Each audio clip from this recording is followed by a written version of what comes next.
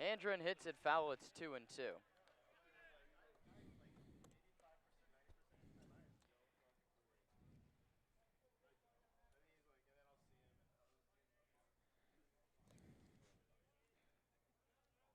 Quinn Meaden grounded out to lead off the ball game. Now Handren hits with 1 out, 2-0 ball game, bottom of the second, and Handren takes a called strike 3 inside corner. Gabe Howard finds the inner half with a slider. There's quickly 2 away. Howard, a 6'3", 205-pound right-hander out of Oregon, state champion for West Hill High School. The righty pitched just 5 games for the Ducks and has, as Roman mentioned, an 0.75 ERA this season for the Oaks. He comes home to Nick Sebastiani, swing and a miss, late on a fastball at 91 miles an hour.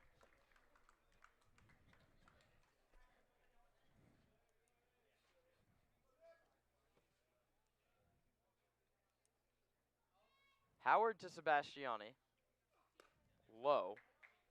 That one's 92. The Stompers are going to have to face the velocity here if they want to get things done, already trailing by the score of 2-0. Howard's pitch, swing and a miss. That's 3 consecutive fastballs, 91, 92, and 90. And Nick Sebastiani finds himself behind in the count, a ball and 2 strikes. Stompers are going to have to do it in comeback fashion. They already trail at 2-0. 1-2 pitch to the Stomper 3-hitter. Howard delivers an off-speed pitch high.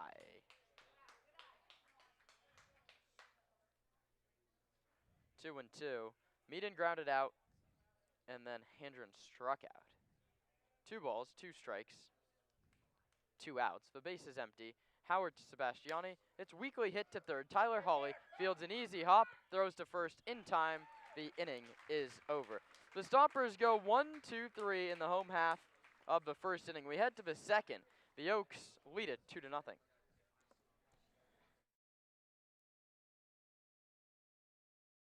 The Sonoma Stompers are tail wagging happy to have partnered with Pets Lifeline. Pets Lifeline offers several programs for pet owners in Sonoma, from dog training classes to spay-neuter and microchipping. Pets Lifeline also has a trap, neuter, and return feral cat program, as well as resources to help with rehoming a pet. Pets Lifeline is here to support pet owners in keeping their pets healthy and happy. Pets Lifeline is also hosting Bark in the Park on July 28th, so you can bring your pet to a Stompers game. Pets Lifeline and the Sonoma Stompers, proud partners.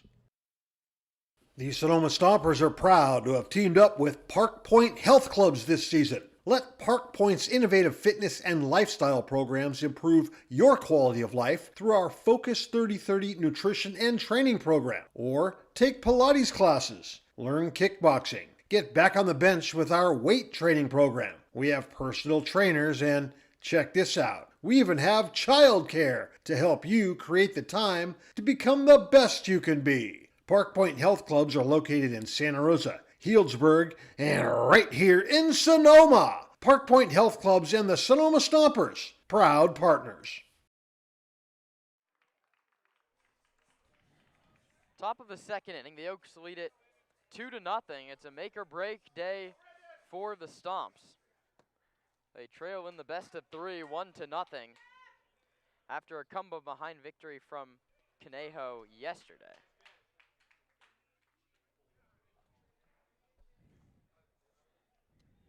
Leone back to work against West, Mora, and Jimenez.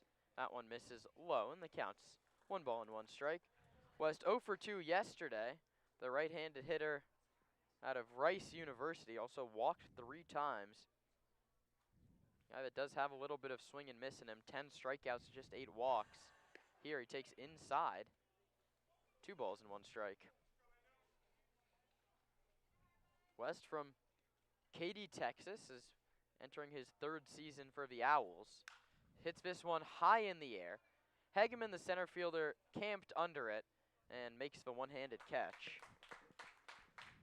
Leone, to his credit, limited the damage to an extent in the first inning with that 5-4-3 double play to get out of it.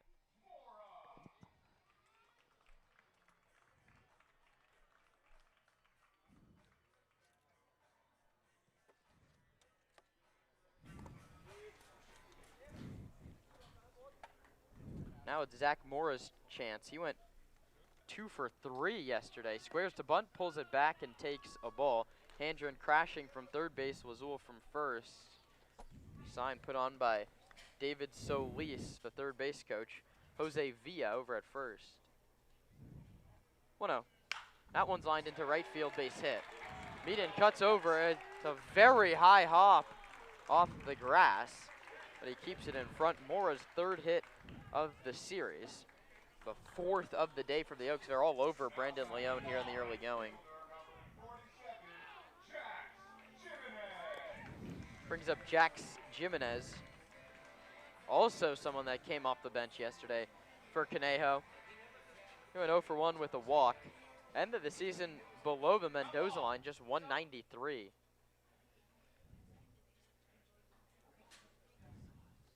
First pitch is sent towards right center. Hegeman chasing over, a long way to go for Cam, and he makes a run and catch in the alley.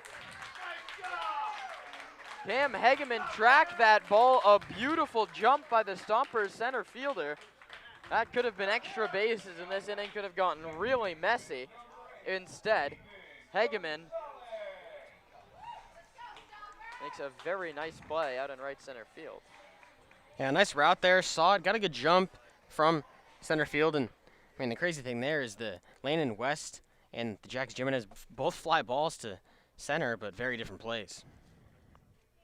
First pitch to the 9-hitter, Ethan Gonzalez, is low.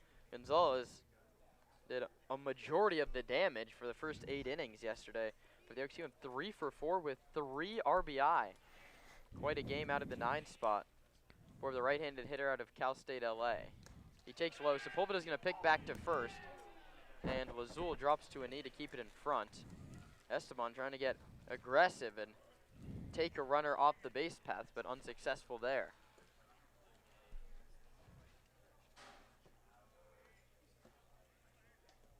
More off first base, 7 steals in the regular season. Leone's sidestep delivery is low, and now it's 3-0. Leone doesn't really seem to want anything to do with Ethan Gonzalez. But you don't want to face Tommy Kenlinger with a couple runners on. He's on deck. Short lead for Mora, 3-0 in there, 3-1.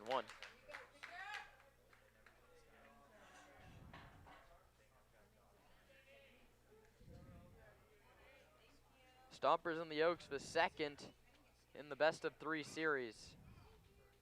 Leone's delivery, called strike by the home plate umpire David Harrison, a delayed call.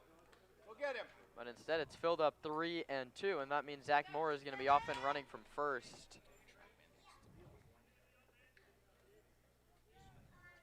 Brandon's payoff pitch popped up to the second baseman Silken, who makes the one-handed catch, backpedaling towards the outfield grass. The inning is over. A 1-out single left at first. 1.5 in the books. The Oaks lead the Stompers 2-0.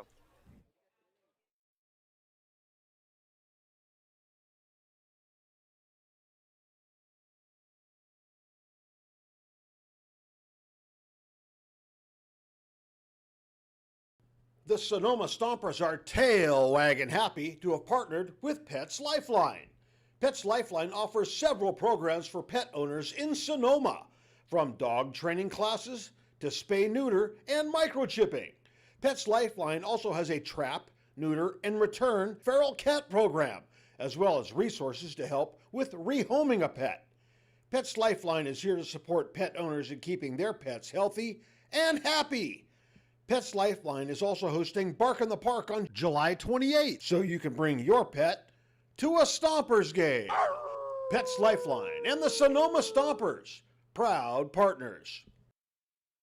The Sonoma Stompers are proud to have teamed up with Park Point Health Clubs this season. Let Park Point's innovative fitness and lifestyle programs improve your quality of life through our Focus 30/30 nutrition and training program. Or take Pilates classes, learn kickboxing, get back on the bench with our weight training program. We have personal trainers and, check this out, we even have childcare to help you create the time to become the best you can be. Park Point Health Clubs are located in Santa Rosa, Healdsburg, and right here in Sonoma. Park Point Health Clubs, and the Sonoma Stompers, proud partners.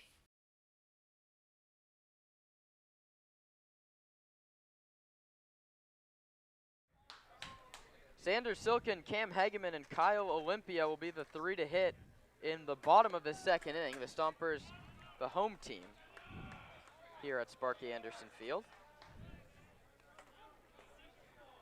Trying to get something going against Gabe Howard, who mowed down Meaden Handren and Sebastiani in the first.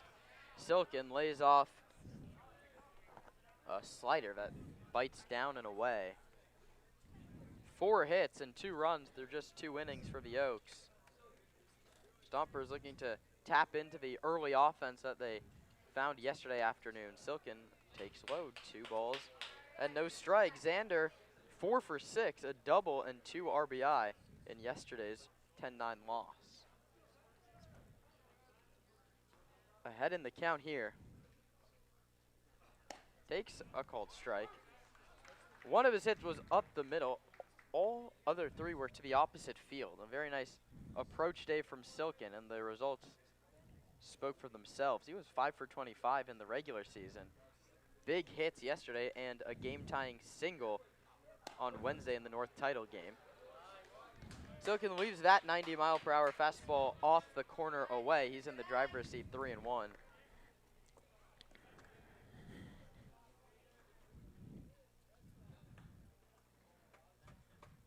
Howard's 3-1. Silken swings and misses. Late on a fastball. It was inside, just barely off the plate. 3-1 pitch, that's a good one. You try and get around that baseball and yank it down the line.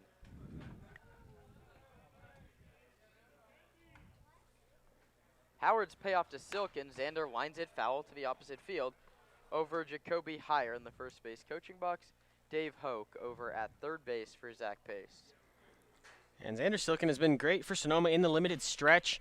One of the most confident Stompers with the strike zone. He knows it real well. If he sees a ball outside, he'll shake his head, be really confident with the presence. Payoff, hit towards second. Gonzalez fields on the backhand and throws out Silken. 4 up, 4 down from Howard. That's Cam Hageman's chance, looking for his first hit this series. 0 for 5 yesterday with a walk.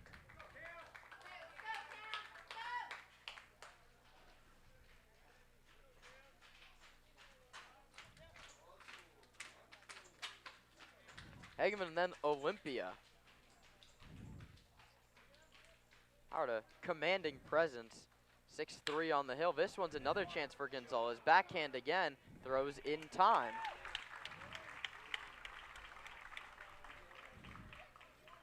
And Stompers on time with the fastball, but unable to get under it or hit it in a gap. Now 3 plays to second base.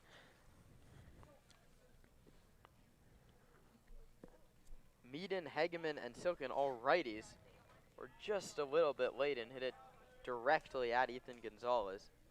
Now it's Kyle Olympia, is his first at-bat of the championship series. First pitch breaking ball and a nice one in there for a called strike. Olympia 6 for 25 with a double, a home run, and 4 driven in during his 5-game regular season for the Stomps. Right on right against Howard. He hits it hard over Dave Hoke's head. Foul. He is behind 0-2.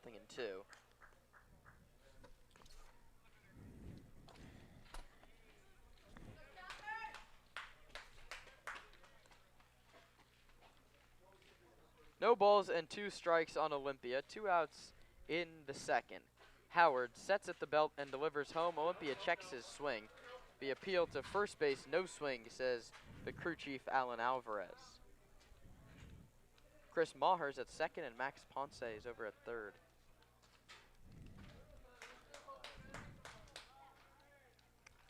One-two pitch now.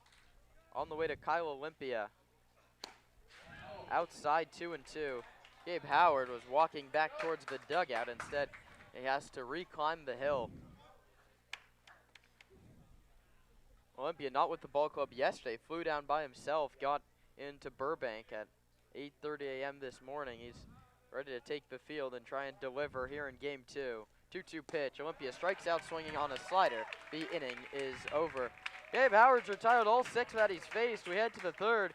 Sonoma down by a pair. You're watching the CCL Championship Series on the Sonoma Stompers Broadcast Network.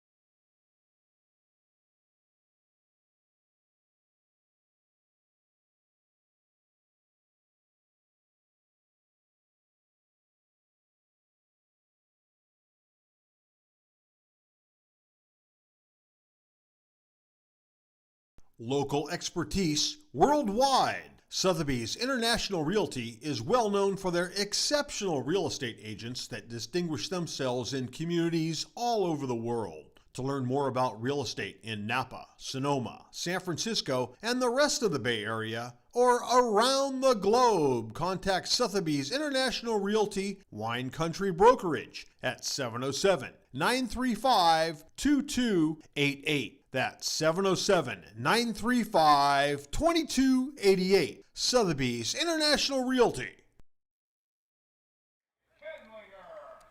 Top of the order in the third for the Oaks.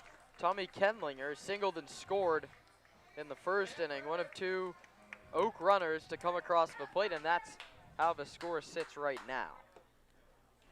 2-0 Conejo. Wind blowing out to right, and Kenlinger takes inside with a first pitch slider from Leone, making just his 3rd league start of the year. Brandon comes to the plate, and Kenlinger bounces it to first. Lazul backs up, gloves it, throws to Leone, who wins the race to the bag. It wasn't the prettiest of plays, but it got the job done. And ideally, Lazul charges that ball, gets it on the short hop, but created space, got there, and then throw a little bit to the left of Leone, but able to make it, step on the bag, and avoid a collision or a broken ankle at first base. After 3 of the first 4 hitters of the ball game got hits off of him, he settled down. He turned a double play to end the first inning. A single was mixed in with 3 pop-outs in the second, and he gets his first second ground ball of the ball game, and it's here in the third. And that's Leone's game. Gets soft contact, something the defense can make into an out. He misses inside to Galloway, who swung first pitch and flew out to center. Galloway, Harvard Westlake High School, committed to USC, a Trojan for a couple years, catcher for Texas A&M last year, and now he's headed to Oregon State.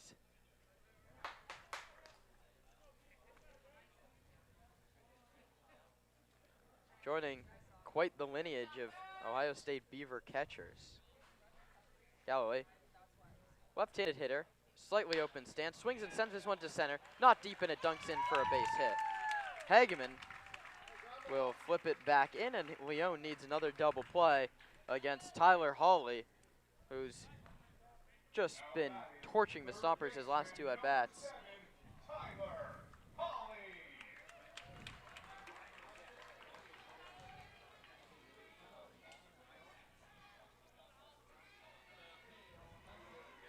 One for 6 yesterday, 2 strikeouts, but the one was a walk-off single down the left field line. Leone sets at the belt, a slide step from the stretch, and a first pitch slider again misses inside, 1-0. Leone's now been behind all 3 hitters this inning.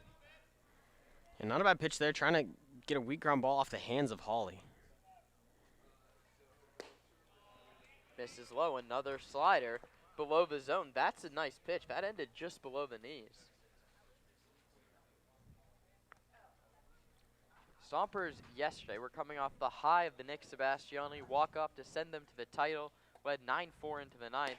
Conejo stunned with a 6-run bottom of the ninth inning to steal game one, and they've come out hot here in game two. They lead it 2-0. Runner at first, 1 out in the third. And a 3-0 count on the powerful Tyler Hawley. That one's low, ball 4. So Leon wants no piece of Tyler Hawley the second time through. First and second with 1 out for the cleanup hitter, Devin Wilkes, who's 3 for 4 with 5 RBIs in the last 9 innings. And a good at bat there from Tyler Hawley, patient at the plate. Looks a lot more confident since the walk-off last night, and who wouldn't be? You beat your former team to get game one in a game where you come from behind after being 0 for 5, seeing it well here.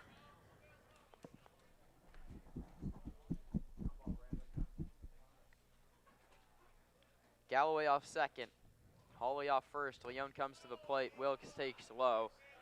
5 consecutive out of the zone, and Esteban Sepulveda is going to go have a meeting on the mound.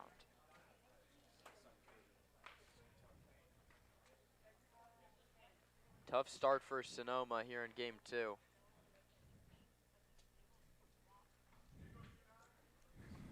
Sepulveda back behind the plate, and the left-handed hitting Devin Wilkes ready to dig back in. Wilkes just graduated high school. He's heading to Bakersfield, a very powerful lefty, CCL Showcase Home Run Derby participant.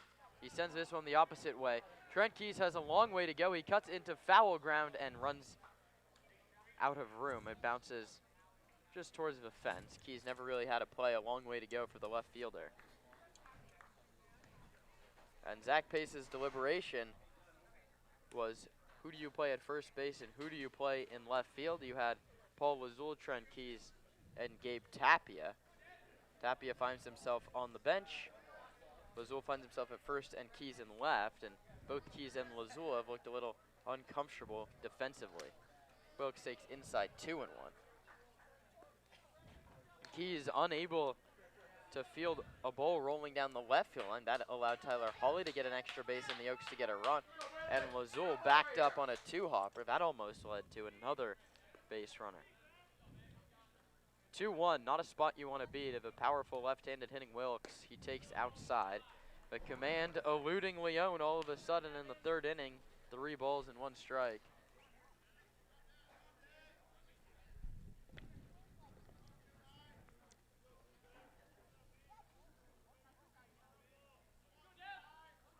Wilkes, wide open stance.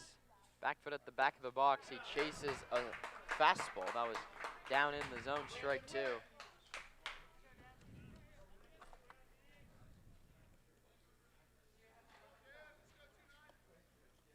Leon to Wilkes. One more wide one. Loads the bases with 1 out in the third. 2 ball could get Leon out of it. Dancing off second base is Galloway. Doesn't run. Wilkes fouls it off his back foot.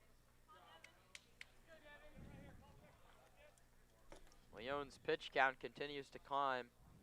Here he's getting up near the 50 pitch mark.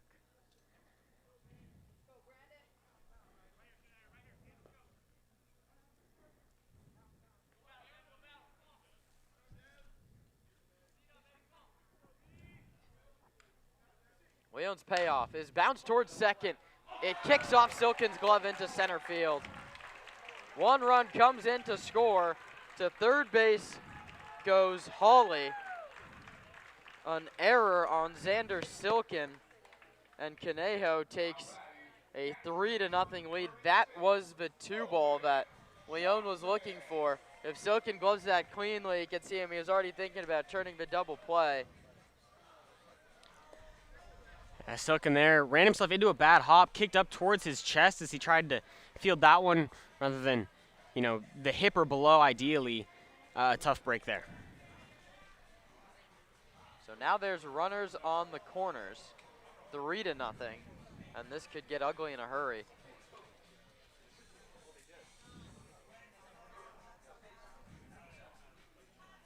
Zach Pace is out on the field, and I think he's going to now come out towards the mound, giving the righty in the bullpen as much time as he can. Pace making the very slow walk, and he's going to make the call to the bullpen. Breaking the action, pitching change, 3-0 Conejo, threatening for more. Runners on the corners, 1 out in the third. We'll tell you all about the new arm when we return on the Sonoma Stompers Broadcast Network.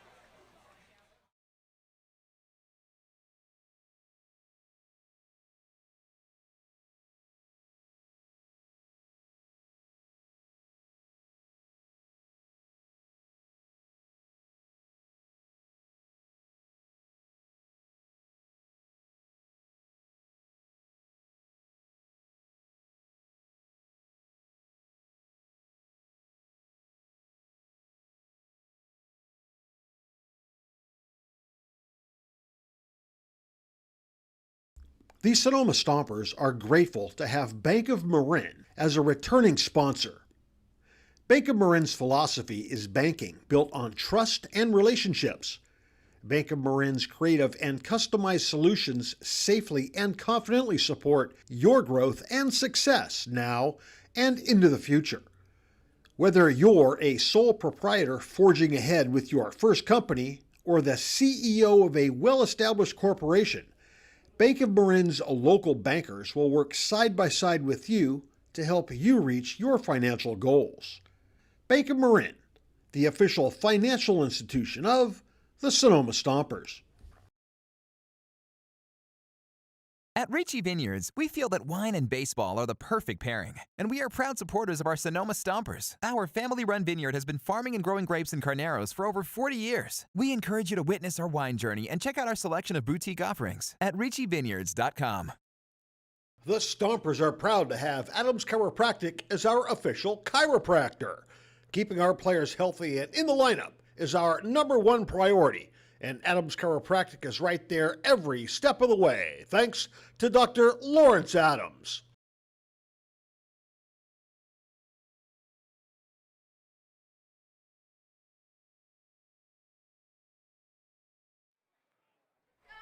It's Nick Polis, right-handed pitcher, a very live arm for the 6'3", 215-pounder out of Modesto, JC.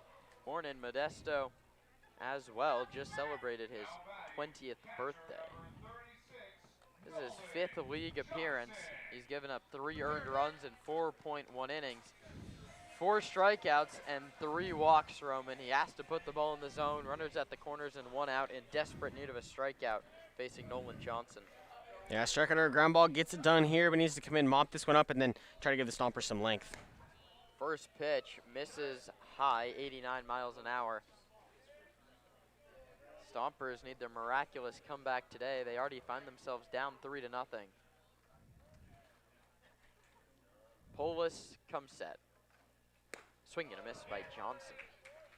Nolan from Miami to Duke in the transfer portal this summer. 2 for 5 yesterday. He bounced into a 5-4-3 double play to get Brandon Leone out of the first.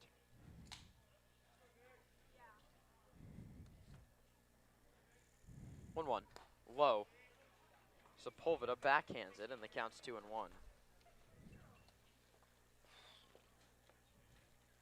Stompers went 25-15 in the regular season. 3-2 victory over the Walnut Creek Crawdads in the CCL North title game. This one's hit hard but foul, first baseline, 2-2. First CCL Championship Series appearance for the Stomps. Looking to force a game 3 tomorrow. They trail at 3-0.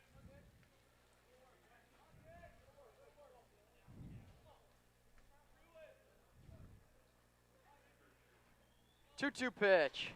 Sepulveda knocks it down. To second base goes Wilkes, and holding at third base is Hawley. Second and third double play out of order, and it's 3-2 now on Nolan Johnson.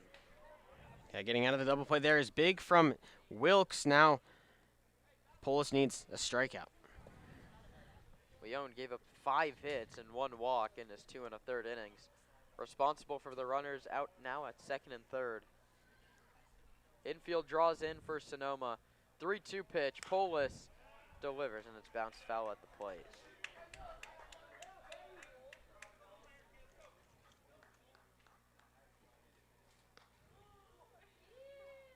Johnson, 6'6", left-handed hitter. Has the catching duties today. We saw him at first base yesterday.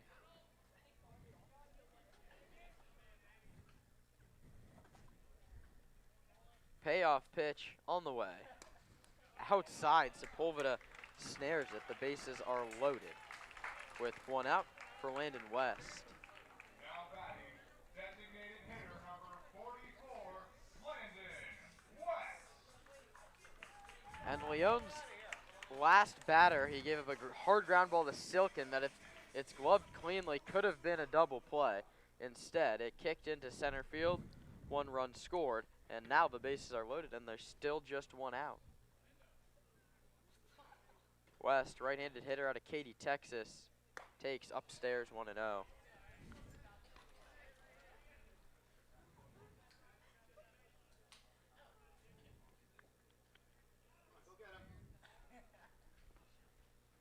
Base is full for Conejo, 3-0.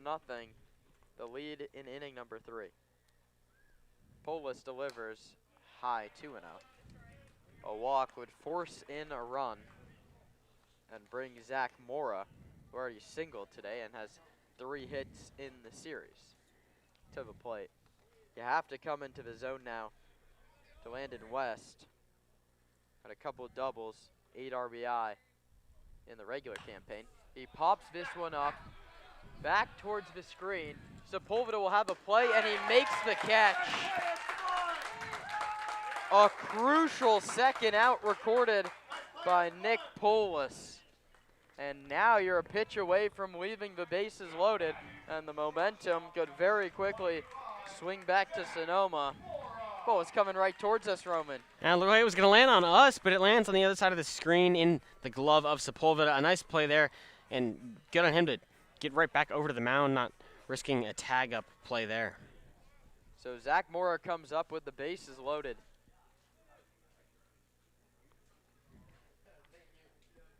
Polis delivers way high. Fastball came flying out of the hand of Nick, but well above the head of Zach Mora. 240 hitter in the regular season. Does strike out, though, 18 Ks to just 6 walks. Polis misses 2-0. A couple bad misses on fastballs from Polis. Yeah, yanks it to the glove side. He's done that a couple times here. Just needs to get something in play to get out of the inning.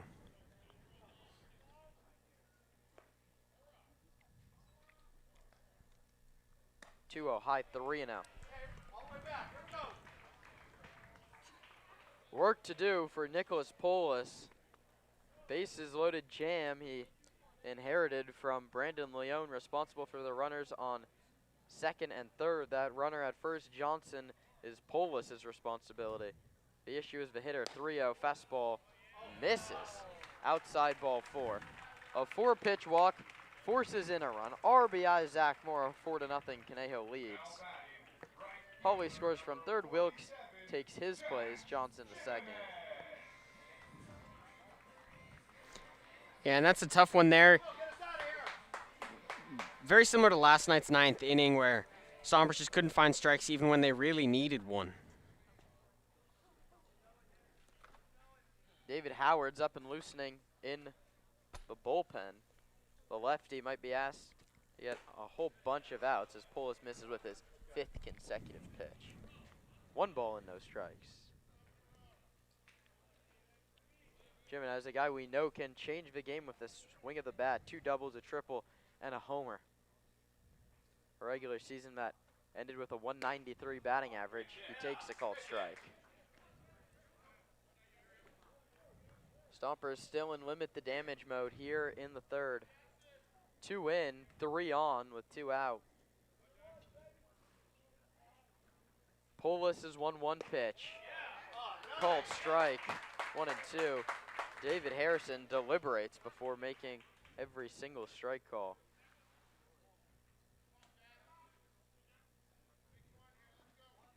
There's another left-handed hitter. Feet very wide apart. 1-2. Struck him out swinging. Conejo gets 2, but lead 3. We head to the bottom of inning number 3. Sonoma trailing 4-0.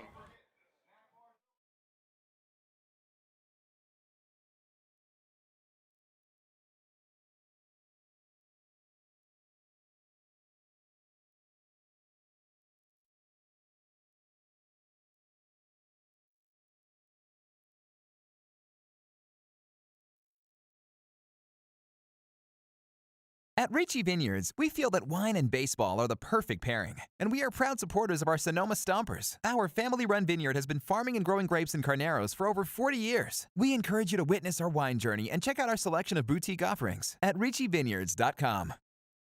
The Stompers are proud to have Adams Chiropractic as our official chiropractor.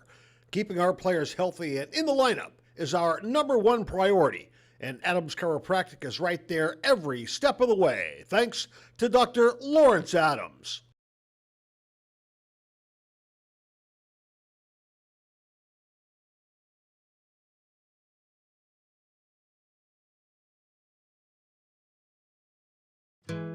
Cresco Rents. What you need, when you need it. And we show you how to use it. It's simple.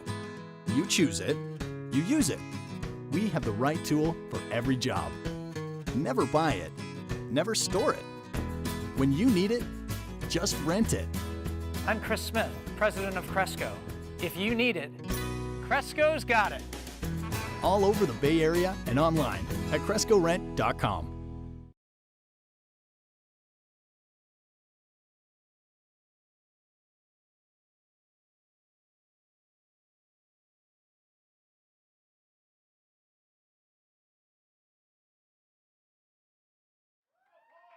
Bottom third of the Stomper order.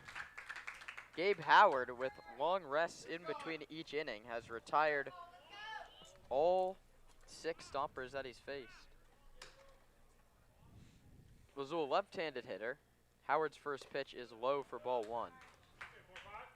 Ball 0 for 4 yesterday with a walk. 0 for 7 now in 2 postseason games this year. Lefty trying to get a rally going for Sonoma. Howard, lanky righty, comes home and Lazul hits it softly back up the middle. Gonzalez ranges over and drops the ball. Error charge to the second baseman, Gonzalez, his second in as many games this series, and Lazul is aboard. The Stompers now need to capitalize on yet another gift from Conejo. And the bottom of the order needs to scratch one across here and set the top back up. Need to get him back in a hurry.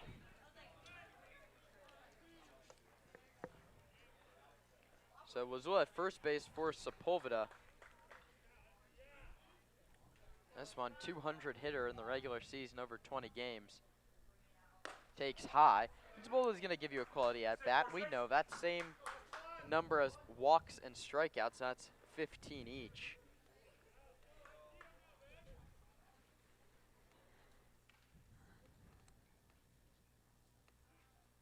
Howard comes home. Sepulveda takes a called strike at the bottom of his zone, 86 miles an hour.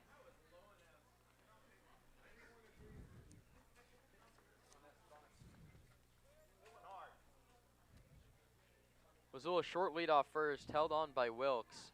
Sepulveda at the plate awaits a 1-1 pitch.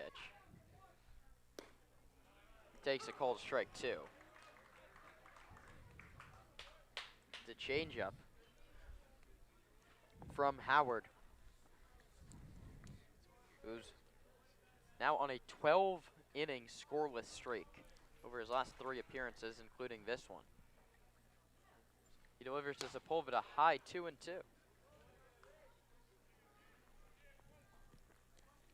Lazul, the lone base runner so far for the Stompers. He led off this inning, reaching via an error. 2-2 pitch on the way to Sepulveda. A check on Lazul. Alan Alvarez calls him safe. Very close play. The thing with Sepulveda is if he gets going, he can really kick it into gear. He has 2 3-hit games over the regular season. The Stompers need a performance like that today. Outfield shades him to go the other way, and he's hit by the pitch. Sepulveda does not move from the batter's box and takes 89 miles an hour off the front arm, the upper arm. Looks like almost up to the shoulder. 2 on. The Stompers building a rally for Trent Keys, who was on base 3 times yesterday and was on base 3 times in the CCL North title game. That was a 3-double day for Trent against Walnut Creek. Yeah, a pair of free passes put 2 Stompers on to start this inning, that being the error and the hit by pitch. We talked about it in the pregame show, which you can find on the YouTube channel separate from this one here. But the free passes yesterday came back to hurt the Stompers, and they almost gave the Stompers the win, those given by the Oaks. Trent Keys needs to take advantage of them here. 2 on, nobody out. Stompers trying to live by that never say die mentality. Down 4-0 in the third, backs against the wall, game 2 of a 3-game set. Keys swings first pitch and pops it up to center. Kendlinger drifts to his left and in right center field, makes the catch. Lazul's gonna tag towards third and take the base. The throw comes in towards home plate, and holding is Sepulveda. Lazul very aggressive on the base pass. I didn't expect a tag, but he takes third. Runners at the corners with 1 out. And again, that's sort of a mental error by the center fielder Kendlinger. He didn't get behind the ball to come in and throw it to third, and then he just fired it wildly towards the infield, and it rolled all the way to the catcher, Nolan Johnson. He was the third backup on that play. I think the ball was hit far enough that Kendlinger gave up on making a throw to third in time. They were going to give him the bag either way, but then had to get the ball in, and it almost got messy there, but now the Stompers are run 90 feet away. You have to score that one with just 1 out. And Meaden, the guy to do it, contact hitter. 8 for 17 in the regular season. On base 3 times yesterday and ahead 1-0 in the count.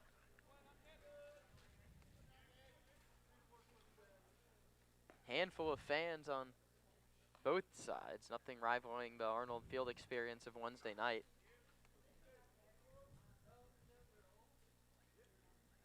Pitch to Meaden, high 2-0. And Max Handren in the on-deck circle represents the tying run. The Stomps looking to load it up for the best hitter in the CCL. Meaden ahead 2-0, looking to get Lazul home from third any way that he can. That's a fastball, called strike at the knees. Meaden, UCCS, that's University of Colorado Springs campus, a late addition to the ball club, had himself a 5-hit day a week ago. That was against the Philippines national team. Just needs a 1-hit day here to get the Stompers back in, and he fouls it back to the screen 2-2. Thanks for joining us here a Saturday afternoon in SoCal. The Stompers playing to save the season. They lost 10-9 in game 1 of the best of 3 series. A check on first base, Sepulveda back with a dive.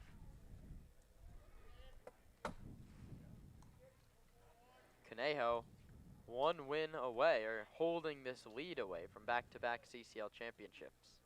2-2 pitch. Meaden takes high, filler up 3-2. Slider stayed high above the zone. Close pitch there to Quinn. Sepulveda, you wonder if he starts running. 3-2 pitch. Again with just 1 out, but Lazul at third. He doesn't, and Meaden pops it up out of play.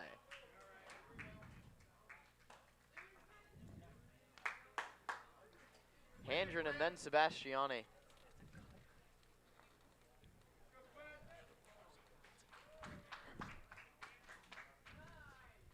Sepulveda from first, Lazul from third. Howard to Meaden, Sepulveda runs. It's a called strike 3, the throw to second. Sepulveda is out and the inning is over. The Oaks take all the momentum back. The Stompers had runners on the corners with just 1 out, and they run themselves into a strike him out, throw him out, double play. The side is retired. The Stompers get no runs on no hits and leave 1. We head to the 4th. Roman Raffelli takes over on play-by-play when we return in a 4-0 ball game.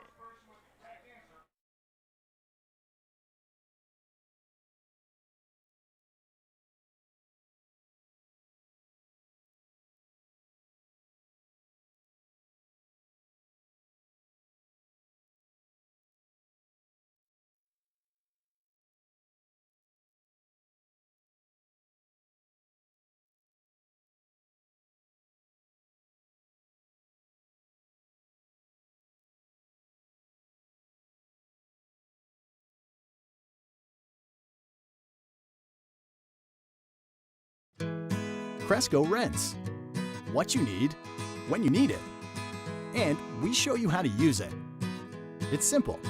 You choose it, you use it. We have the right tool for every job.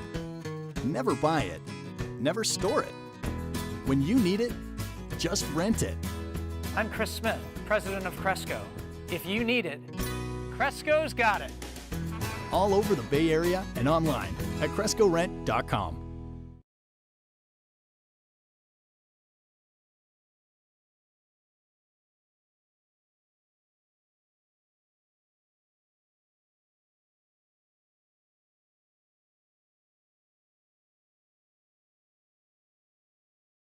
This is Hey Trey from the Sonoma Stompers. You're listening to Stompers Baseball on the Stompers Radio Network.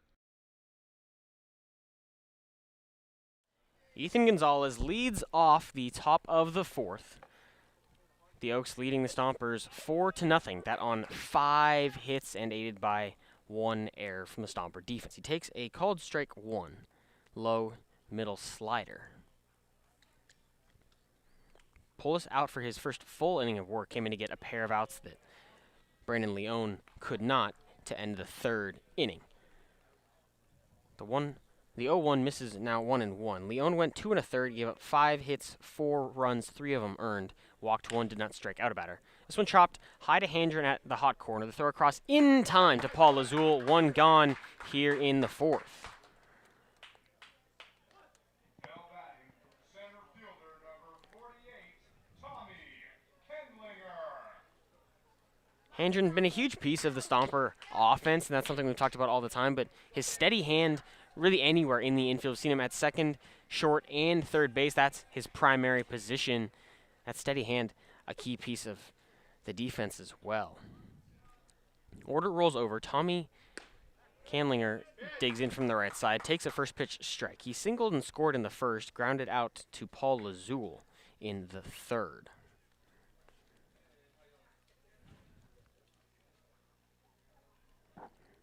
Polis comes set. The 0-1 check swing. He went around. Now 0-2 to Kenlinger.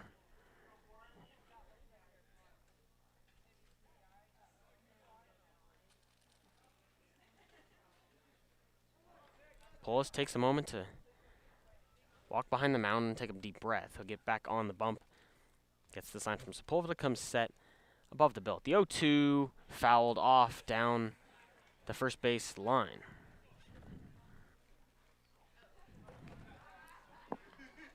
David Howard was throwing in the Stomper bullpen, but it appears he's ready to go, just standing off to the side.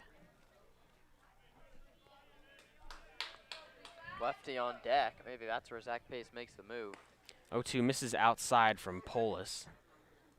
Upset with that one. Yanked another fastball to the glove side.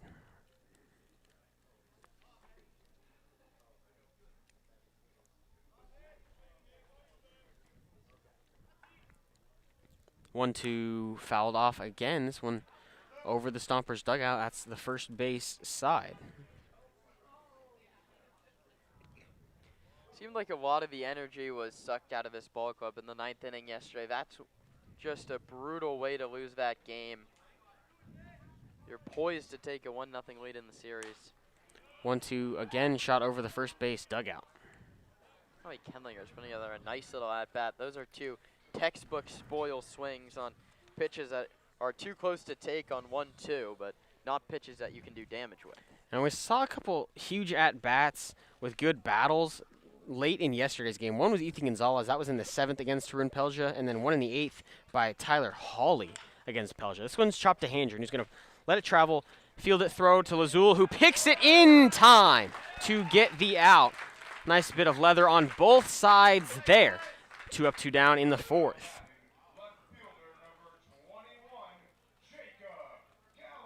Zach Pace is going to stay put. And I agree with this decision. You don't have a lot of arms, and you're banking on having to play tomorrow, or you would hope you get to play tomorrow. You need to ride Nick Polis as long as he can go. And brings up Jacob Galloway, a fly ball to center and a single. Also scored a run.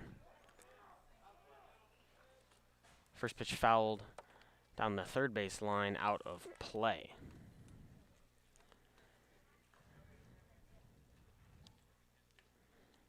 Our analytics team does not like the David Howard against Tyler Hawley matchup, but I don't know if that's as far ahead as Zach Pace is thinking right now. 0-1 is popped up into shallow left field.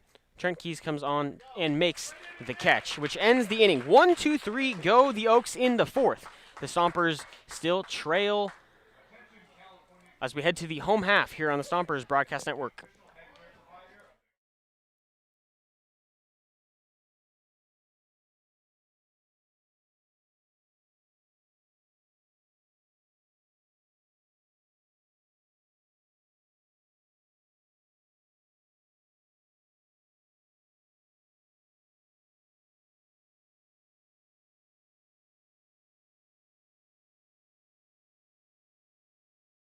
Bashan's original Japanese barbecue sauce was born from founder Justin Gill's multi-generational family recipe that was passed down to him by his Bashan. Now, the multi-generational family recipe has inspired the bold, fresh umami flavor and clean ingredients in all of Bashan's sauces, including their new Japanese dipping sauces. Find Bashan's sauces at your local grocery store today. Bashan's, a tradition of bold, fresh umami flavor, and proud sponsor of the Sonoma Stompers.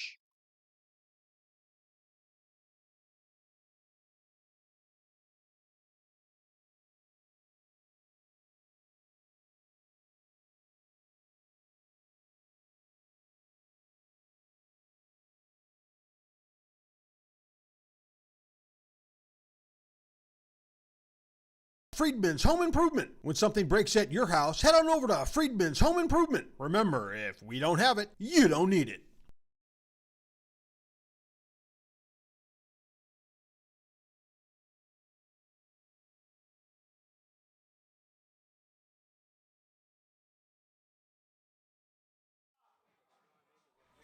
Max Handren leads off the bottom of the fourth for Sonoma.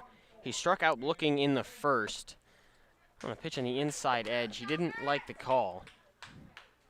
He'll have to battle against it here as Gabe Howard allowed some traffic in the third, but has been very sharp in this start.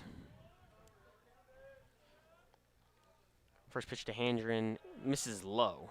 Yeah, you need to drive up Gabe Howard's pitch count this inning any way that is, and it looked like the Stompers were poised in the third inning. They had 2 on, nobody out, and strike him out, throw him out, double play really minimized that threat. 1-0 to Handren. Hit hard to the right side, fielded by the second baseman Gonzalez, who throws to the pitcher Howard, who runs over the bag but gets there in time. It goes 4-1 in what could have been a very messy play.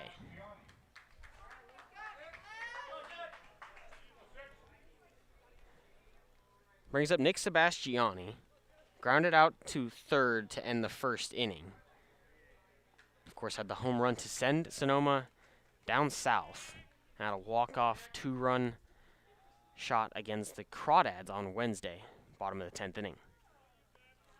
First pitch from Howard lands middle of the zone for a strike.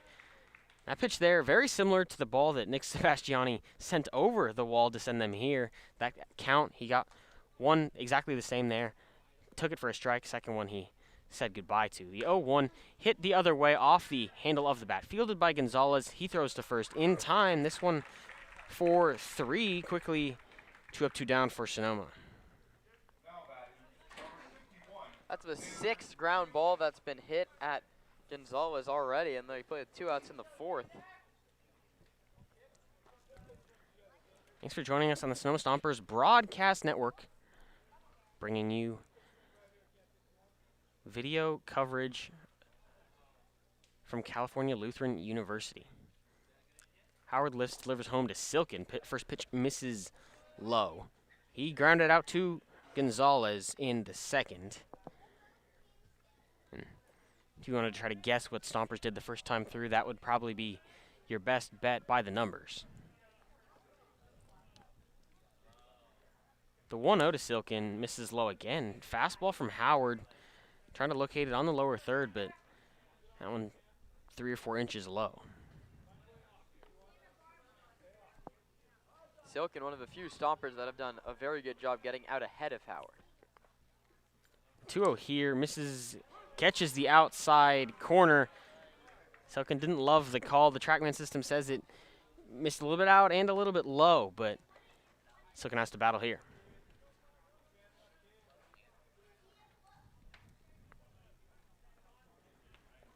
Two-one from Howard. Hit softly to the left side. Hollyfield's on the run, pulls up, throws in time to get Silken. It's 5-3 to end the fourth. 3 ground balls make 3 outs in the home half. We'll head to the top of the fifth. You're watching the CCL Championship Series, and it's right here on the Sonoma Stompers Broadcast Network.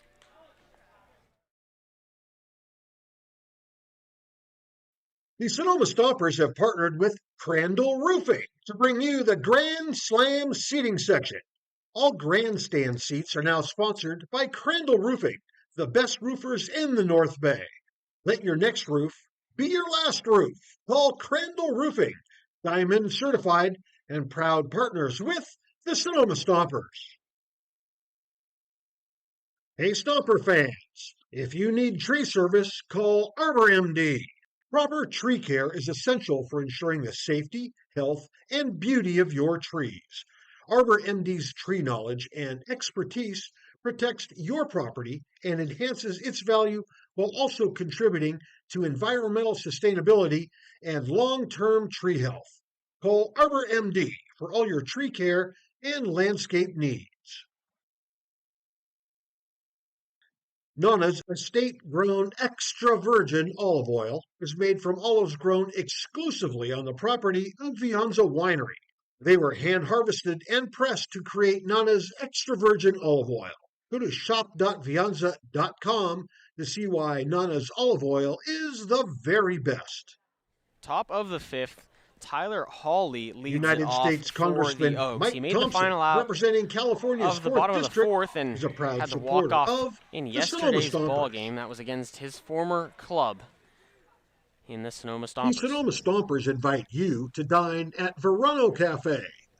Longtime Sonoma Slowly digs natives in. He's got a Veronica double Perez and a and Carlos walk today. Rubio listened to the Scored after community's both of yearning those. for wholesome food and responded by opening pitch a here at the cozy knees. diner It's nestled a curveball conveniently from at the crossroads of Polis, Highway and it 12 lands for a and strike. Verano Avenue.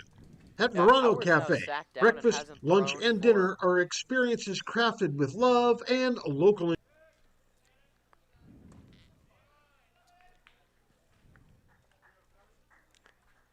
Pitch misses low to Hawley, 1-1. Yeah, Howard hasn't thrown now in an inning and a half is what it looks like. So he's going to have to get re-amped to go if Zach Pace wants to make that move. 1-1 is cut on and missed by Hawley, 1-2.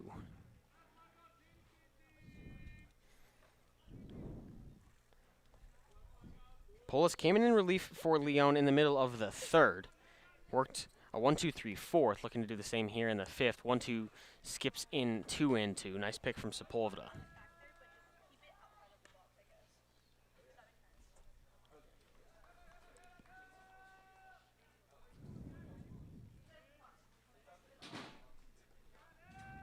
Now 2-2. Polis gets the sign, comes set, delivers home. It's shot right back into the screen.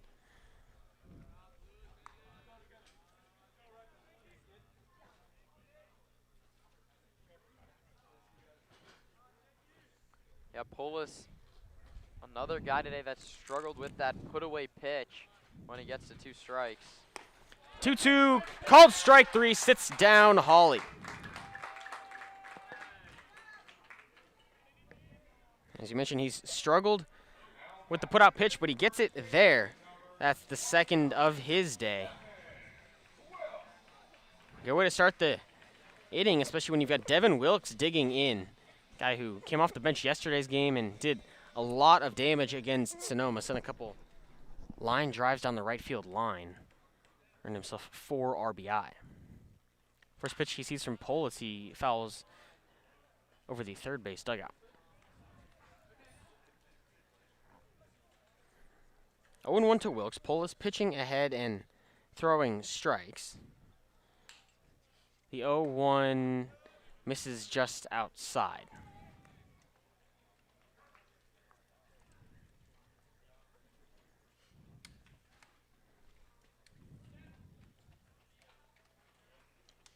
1-1 from Polis. Missed the same spot there. Tried to go to the off speed, work it towards the plate from outside, but not enough bite. 2-1.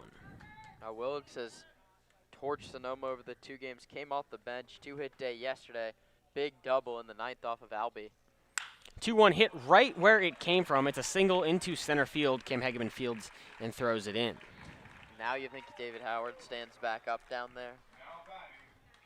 At 105 off the bat. Over the head of Polis, thank goodness. It could have been a really ugly play on the mound there. And Howard stays sitting. Not sure the plan here from Zach Pace.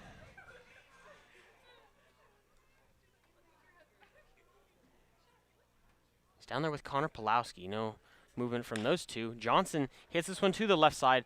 Olympia Fields, his only play is to first, and they won't get it there.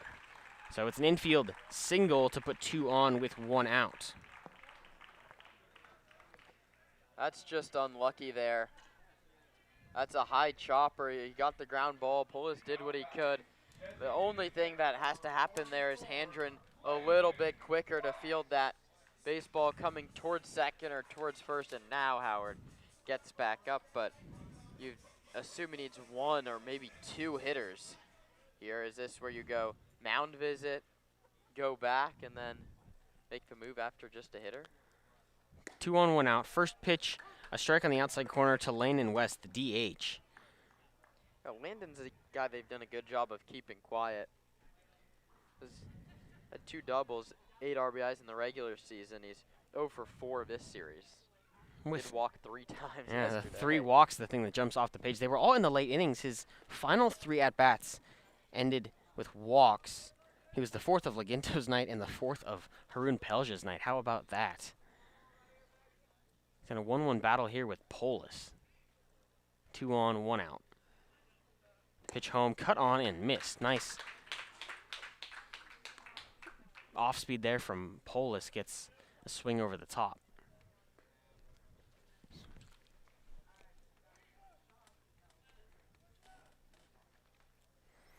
One and 2, Polis ahead. Looking for a ground ball or a strikeout. Misses outside with the slider. Went back to it there. Not a bad pitch, especially when you're ahead in the count. I like that pitch. Try and get West to chase. He'd already chased the fastball down below the zone. You change up the eye level a little bit. That one's well off the corner. You're looking to induce a ground ball. 2-2. Polis takes a look back at second, delivers home. Called strike 3.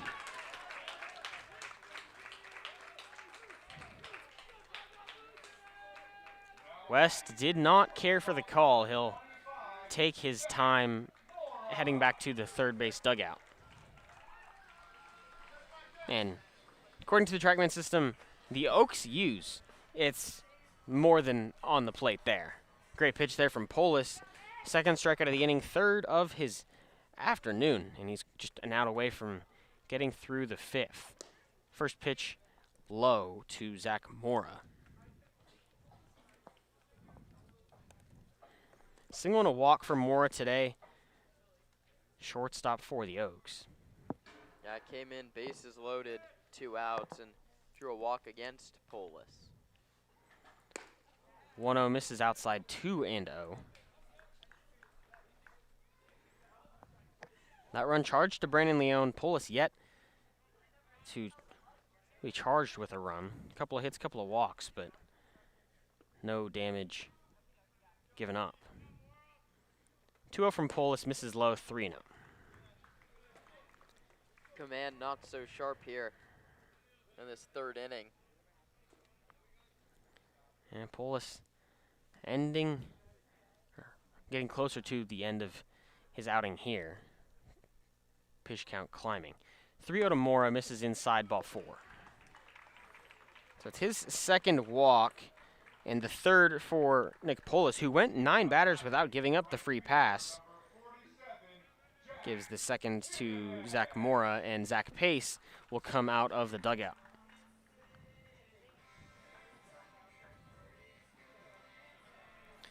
Lefty coming up, Lefty Howard in the bullpen. David so much more comfortable out of the windup, which is something he could do here. Bases loaded, no need to go to the stretch, but I wouldn't be surprised if Zach Pace leaves him out there.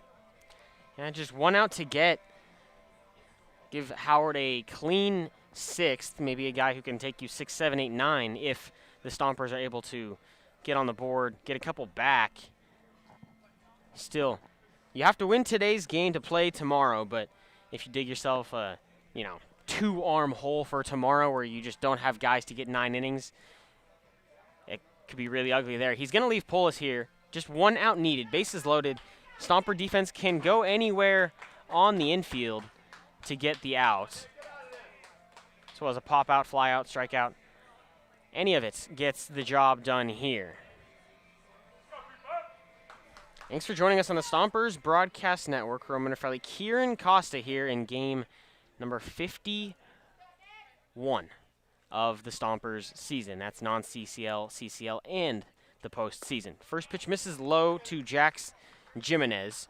A strikeout and a flyout today. On the regular season, 16 hits, 8 walks, 26 strikeouts. Guy that's prone to the swing and miss, you have to get ahead. 1-0 is fouled back, 1-1. Jimenez plays for Oregon. Also played growing up with Stomper Devin Laginto.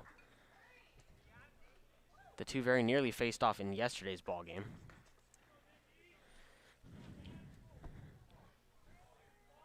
Yeah, Devin's one appearance at Grand Canyon was in Eugene playing Oregon. Yeah, 1-1 is fouled back, 1-2. And Jimenez actually played in that game that Laginto pitched. He didn't take it at bat. He was just a pinch runner, but was very successful in doing so. Guy prone to the swing and miss. Got to make him chase. 1-2. He hits a hard line drive right back up the middle. Hegeman fields and throws in. It'll score 2 for the Oaks. It's a 2-out double from Jax Jimenez, and it adds another 2 spot, the third for the Oaks in this one. They lead it 6-0.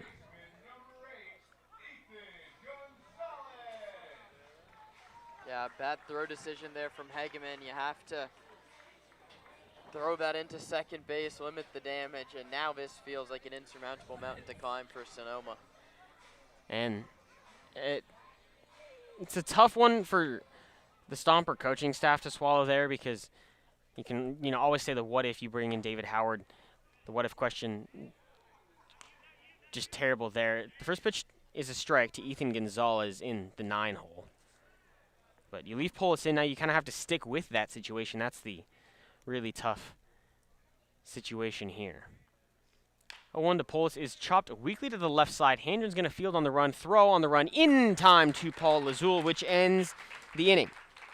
In the 5th, 2 singles, a double, and a walk score a pair for the Oaks. They lead the Stompers 6-0 as we head to the bottom of the 5th.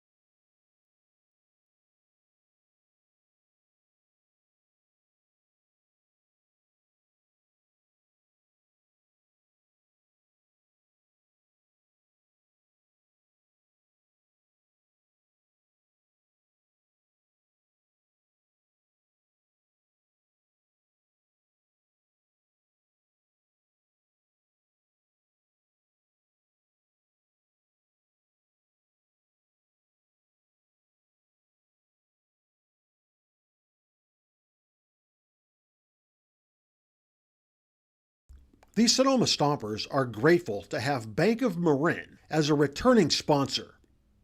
Bank of Marin's philosophy is banking built on trust and relationships. Bank of Marin's creative and customized solutions safely and confidently support your growth and success now and into the future. Whether you're a sole proprietor forging ahead with your first company or the CEO of a well-established corporation, Bank of Marin's local bankers will work side by side with you to help you reach your financial goals. Bank of Marin, the official financial institution of the Sonoma Stompers.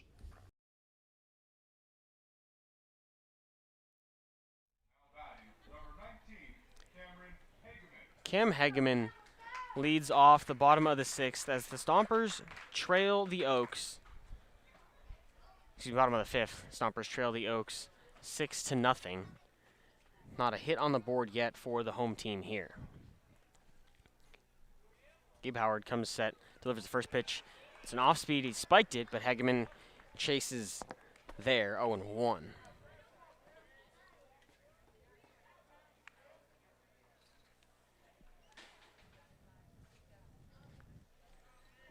Right on right. Howard set below the belt, takes a breath. The 0-1 to Hegeman went back to the off speed, but that one is low and it's left low by Hegeman. Stompers have only had 2 base runners. It was first and second, nobody out in what at the time was a 4-0 game. Back in the 3rd inning, Keys flew out on the first pitch and then Meaden struck out and it turned into a strike him out, throw him out double play to win the inning. Nothing else on the ledger for Sonoma. 1-1 taken high by Hegeman. Fastball slipped out of the hand. Now 2-1.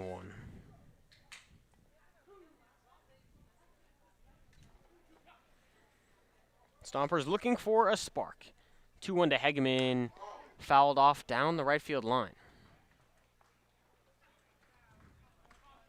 Count now 2-2.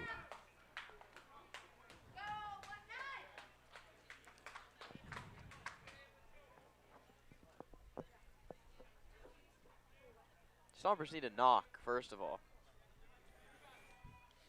2-2 delivery. Cut on and missed. Fooled him with the off speed.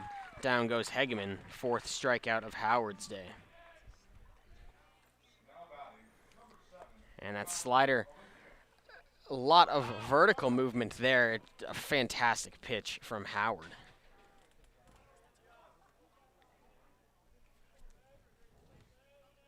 Just as much vertical break as horizontal break there. That's 6 inches each way. Great pitch. Brings up Kyle Olympia, who struck out in the 2nd. He swings and misses on the first pitch he sees. Another one of them there. That one a little bit more horizontal break than vertical break. I think the grip is the same on those last 2 pitches. It just depends on the follow through as well as the angle. If Howard drops it slightly, it'll move more horizontally. 0-1 to Olympia is hit just foul down the 3rd base line. And that's a curveball there, much more horizontal than vertical. Howard might just throw a curveball, a slider, and a slurve for what we've seen the last 3 pitches.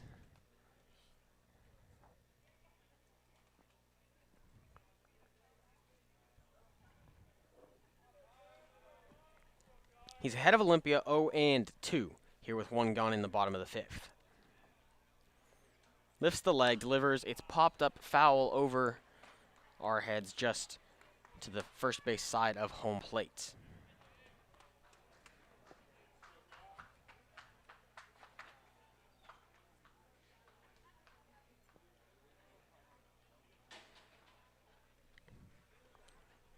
Oh, 2 to Olympia. Popped up on the infield. Devin Wilkes calls for it and catches it just over the head of Kyle Olympia. Nearly a messy play there. On that play, is Olympia allowed to run into him? He has a right to the baseline, or is he forced to cede the baseline in that situation? Because Olympia put his head down and ran down the line, he would have barreled through Wilkes. And I've seen enough MLB like brawls over that exact play there, but I couldn't tell you which way it's supposed to go. Typically, the runner has the right to the base path, but I don't know the ruling on who has the priority there. As Paul Azul swings and misses on the first fastball he sees. Was lucky enough to see a play like that live as a high school player. State semifinal game. My teammate plowed over the first baseman trying to make a play there. That did not end well between those 2 teams. Lazul behind 0-2, and that one You get to throw any punches? I did not. I was Ah, first come man on. out, but was grabbed by my coach. That's what I like to see. It Though. was nearly a messy play. The Peyton Tigers, if you're listening, I'm so sorry about that. 0-2 to Lazul, misses high. Is he listening? Oh, I doubt it. But Ah. crazy play there. Maybe. We nearly had one there. The first baseman back in my high school game, as we end this tangent here, first baseman went to field the ball in the path, and our left fielder just sent him to the ground. He also was a cornerback in football. Strike 3, Lazul goes down looking and ends the inning. 1-2-3 go the Stompers in the bottom of the 5th. We'll head to the 6th. The Stompers trail 6-0.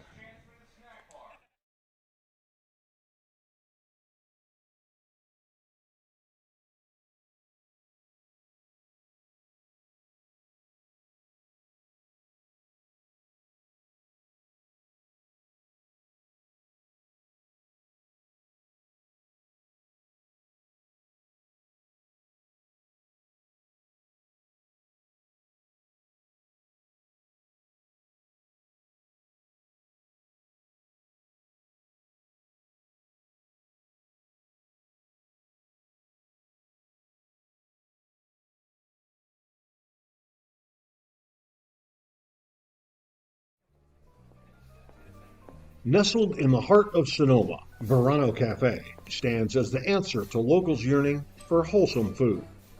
Opened by Veronica Perez and Carlos Rubio, this cozy diner is nestled conveniently at the crossroads of Highway 12 and Verano Avenue. At Verano Cafe, breakfast, lunch, and dinner are experiences crafted with love and local ingredients. Each dish is a symphony of taste. But Verano Cafe isn't just about breakfast. Their lunch menu features favorites like fish and chips and classic French dishes catering to all tastes. Dinner includes house-made pasta dishes and elegant entrees. What really sets Verano Cafe apart is its commitment to quality and community. With locally sourced ingredients and a dedicated team that feels like family, Verano Cafe offers a warm and welcoming atmosphere. Whether you're a Sonoma local or a visitor, Verano Cafe promises to elevate your dining experience. Join us today and become a part of the Verano Cafe family. Verano Cafe, located at the crossroads of Highway 12 and Verano Avenue in Sonoma.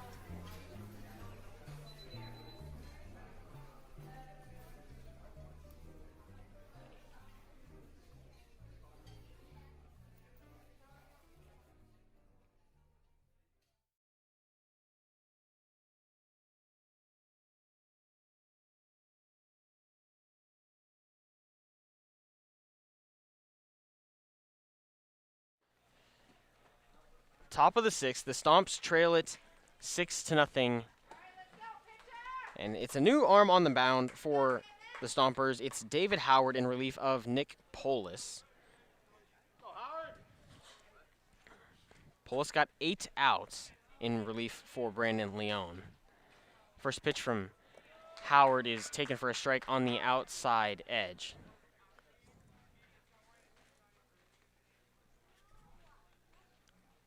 Oh, 0-1 Howard here, working from the wind, a 3.19 ERA. This one misses outside 1-1.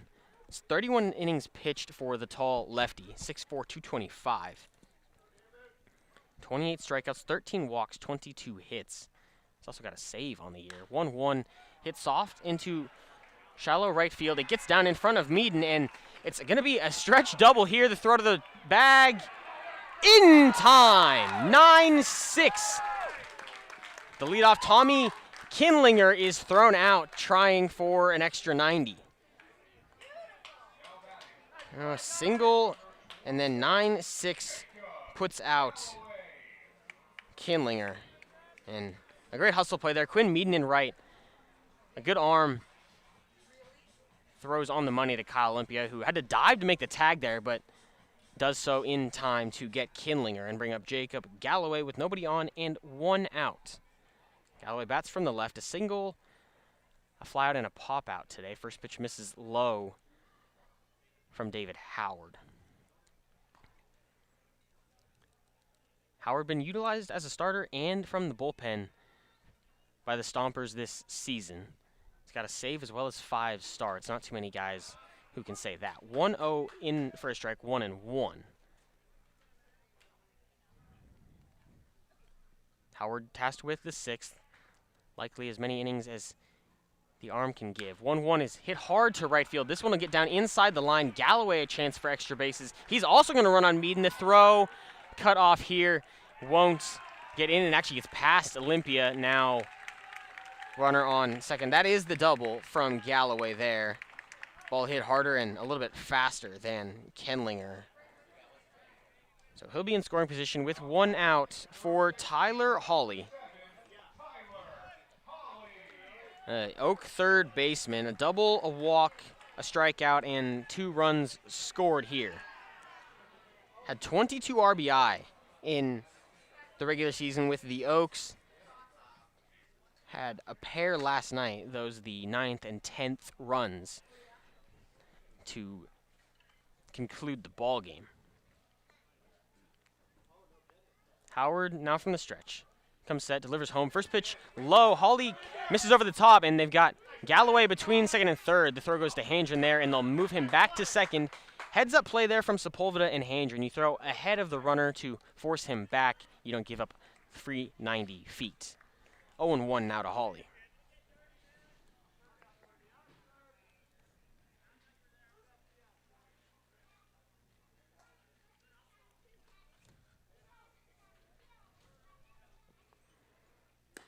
One outside, 1-1. This was the worry going to David Howard, is that he'd get hit around a little bit. He'd been so good against everybody in the CCL North. Even teams second look at him, they could not get a handle on it, but it's just the top of the Conejo lineup. They seem to be timing up David very well. 1-1 high and in to Hawley, 2-1.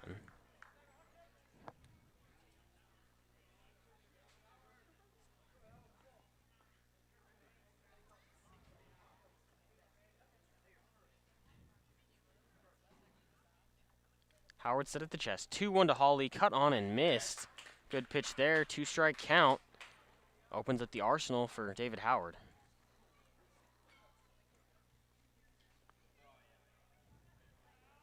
Have to be in attack mode here.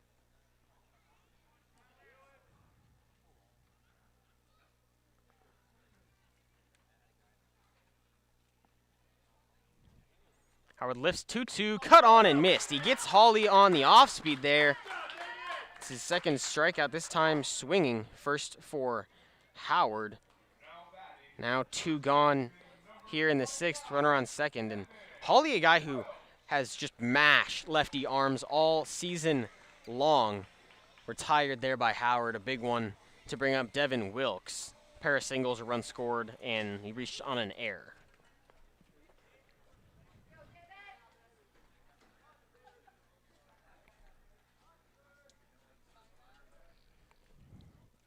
Howard set, takes a look, delivers home. First pitch just below the knee of Wilkes.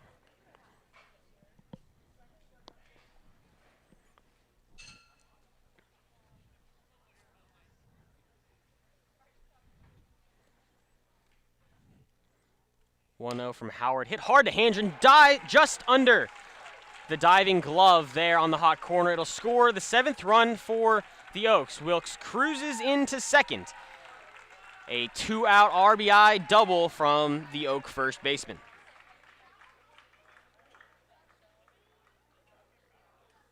Now batting, catcher number 36, Nolan Johnson. Bring up Nolan Johnson, a single, a double play grounded into, and a walk.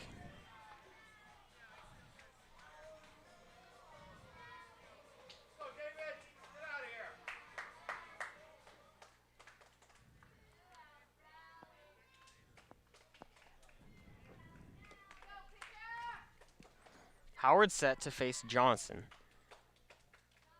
First pitch in for a strike. That's an off speed from Howard. Lands on the inner third.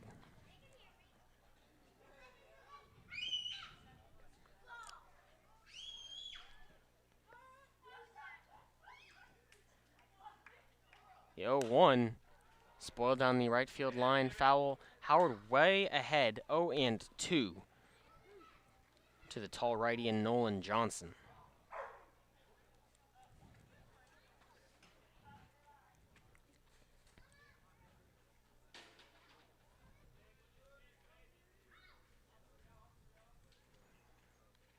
Oh-2 spoiled again. Nearly the same foul ball there from Johnson, just drifts over the first base dugout. Howard's first inning of work comes in relief for Nick Polis, who followed the starter Brandon Leone. Stomps trail it 7-0 to the Oaks. 0-2 from Howard, hit into shallow center field. Hegeman finds it, gets under it, and makes the catch. A run on a pair of extra base hits tacks on a run for the Oaks in the 6th. We'll head to the bottom half. Stompers looking to get on the board.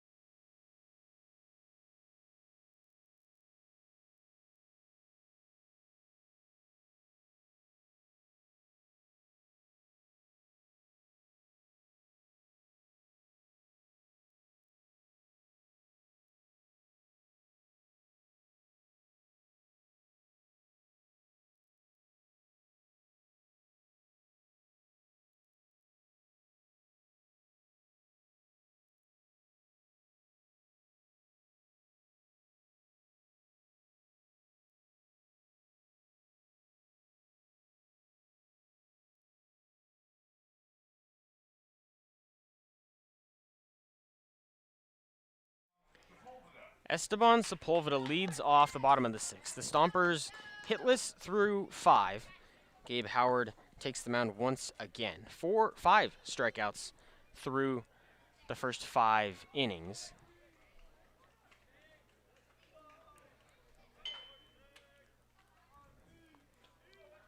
Comes set to deliver to Sepulveda. First pitch in the dirt, but laid off by the Stomper backstop. Stompers hitless through 5. They were getting no hit into the 7th inning, if you remember, against San Francisco much earlier in the season. That one misses low. 2-0 now to Sepulveda.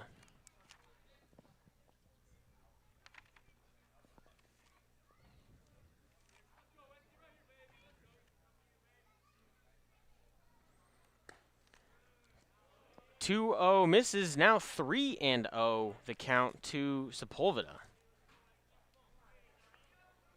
Sepulveda was hit by a pitch in the 3rd, caught stealing on a strike him out, throw him out. 3-0 from Howard, misses inside, 4-pitch walk to lead it off. Stompers aren't out of it yet. We've seen 7-run comebacks before. The problem is they're on the other side of it in last night's 9th. Yeah, that 9th inning really took the air out of the sails of the Stompers. And it was coming off what had been such a hard-fought battle against Walnut Creek in just an instant classic of a baseball game. 1-1 into extra innings. Stompers can't convert, bases loaded, nobody out in the 9th. And then the hometown hero walk-off, and it's not easy. You bust down, there's the championship, environment championship pressure, and they scored in the top of the first. They tacked it on to 9-4, and then the lack of arms at Zach Pace's disposal really came back to bite him. Keys now ahead 2-0. And 6 consecutive misses from Howard to start the sixth. battle of the Howards here. Gabe, the starter, but David Howard came in relief for the Stompers. Takes a look and comes set.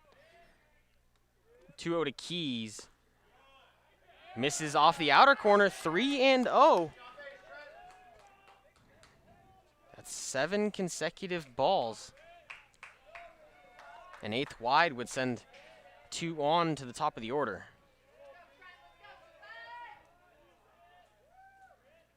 To Keys, ball 4 in 8 pitches. The Stompers have walked twice and put 2 on with no outs in the 6th.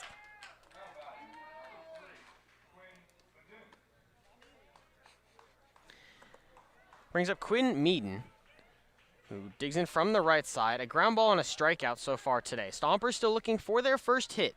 No better time than right now. 2 on, no outs. Both walks. That's Sepulveda and Keys leading off second and first base. First pitch from Howard to Meaden catches the zone in full. Strike number 1.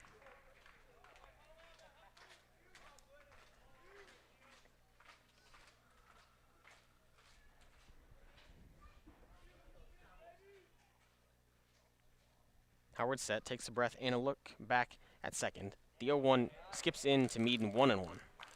This is where the Stompers need to play on their uber patient approach. Make Howard make a mistake. He's clearly struggling with the command, and when you've gotten to a point where you've missed 9 out of 10 pitches, he's just trying to throw it right down the middle. And at some point, if he leaves one there for Meaden or Handren on deck, Stompers could start the long climb back into the game. 1-1. Off speed on the inside edge. Nice pitch, nice spot from Howard there. He's ahead 1-2. And that's the luxury of having a 7-0 lead, is even when you can't find the zone, you still have that confidence to try a slider, and a very good one at that.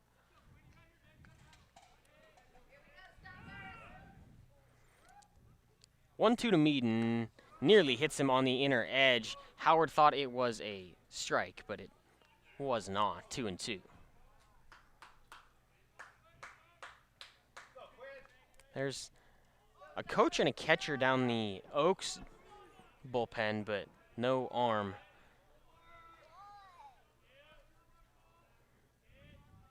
Howard set, takes a look at Sepulveda. 2-2. Called strike 3 to Quinn Meaden.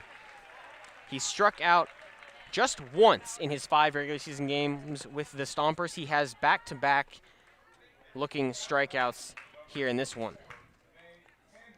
And that's the 6th for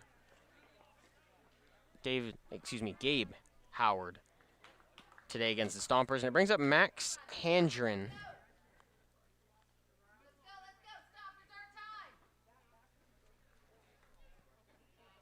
Strikeout on a ground ball for him. First pitch hit over the shortstop's head into left center field. It's fielded by the left fielder, thrown into second base. It'll score a run. Handren breaks up the no-hitter and the shutout in one swing of the bat. Sepulveda comes around to score. Stomps still trail by 6.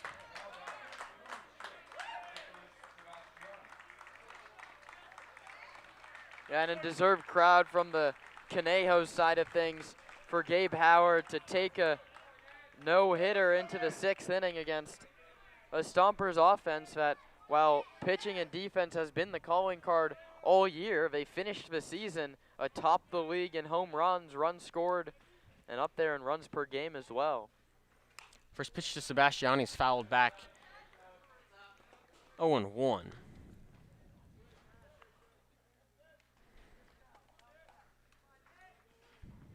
Pair of walks started the inning. Quinn Meaden struck out, and it took just 2 pitches for Max Handren to find one that he liked. He sent it into left field for an RBI single. First and second, 1 out. Howard looks at Keys a couple of times, delivers to Sebastiani, who shoots it right back into the screen. Now 0-2.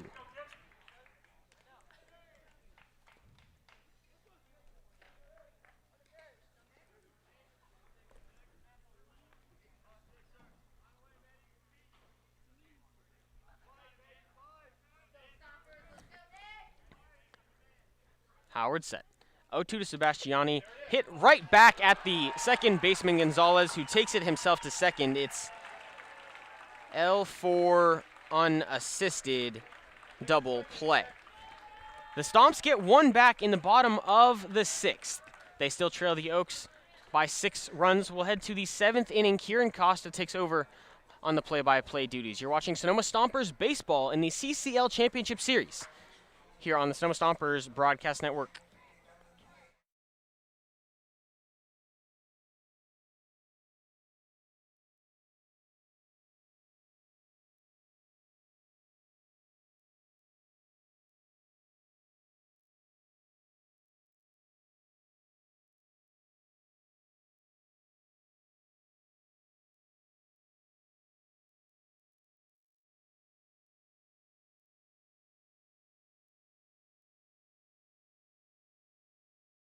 Local expertise worldwide. Sotheby's International Realty is well known for their exceptional real estate agents that distinguish themselves in communities all over the world. To learn more about real estate in Napa, Sonoma, San Francisco, and the rest of the Bay Area, or around the globe, contact Sotheby's International Realty Wine Country Brokerage at 707-935-2288. That's 707-935-2288. Sotheby's International Realty.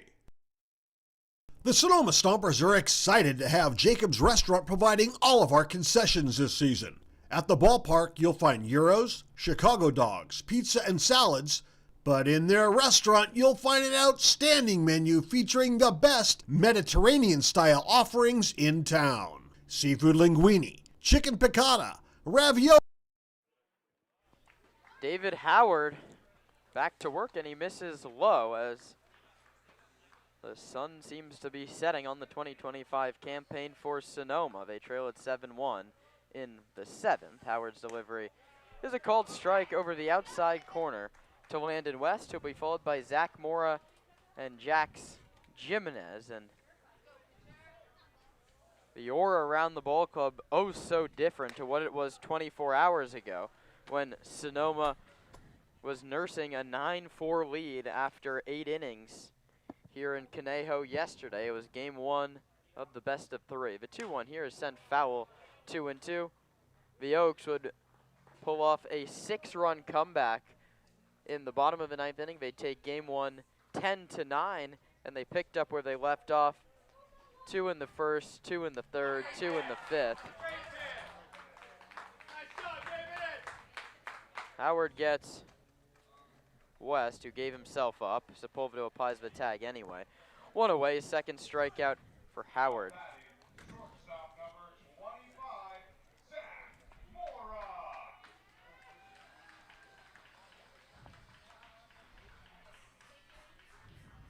It was Brandon Leone today. The Stompers missing so many pitchers. And now Howard just trying to get them through and see if they can mount a 6-run comeback up there. And he misses outside to Zach Mora. What a season it's been. The first CCL North title that the Stompers get to raise. That one's hit to the shortstop Olympia. It kicks off his glove. He recovers and throws very wide of the bag. And we'll see how that one gets scored. It was hit right back up the middle. Olympia gloves it. And there's no way for us to know if it's a fielding error or a throwing error. He could have been charged with either. He could be charged with neither. You can write down E6 if you're scoring along. Yeah, I don't think the throw would have beat Zach Moore to the bag, so we can assume it as a fielding error. It goes down as a hit. My goodness. 12th of the day. That one's low. I mean, the way Conejo plays defense, maybe. 6 errors in 2 games for the Oaks. He tallied the second most in the season. I guess you have to be generous with the hits. So it's a single for Moore. He has 2 hits and 2 walks today. Olympia saved an error for whatever stats he'll be posting after the year. This one's hit hard but foul. And David Howard continues to be effective throwing 84 miles an hour. He has hitters late on his pitches. The Oaks 9 outs away from hoisting their second consecutive CCL title. Howard to the plate. High 2-1.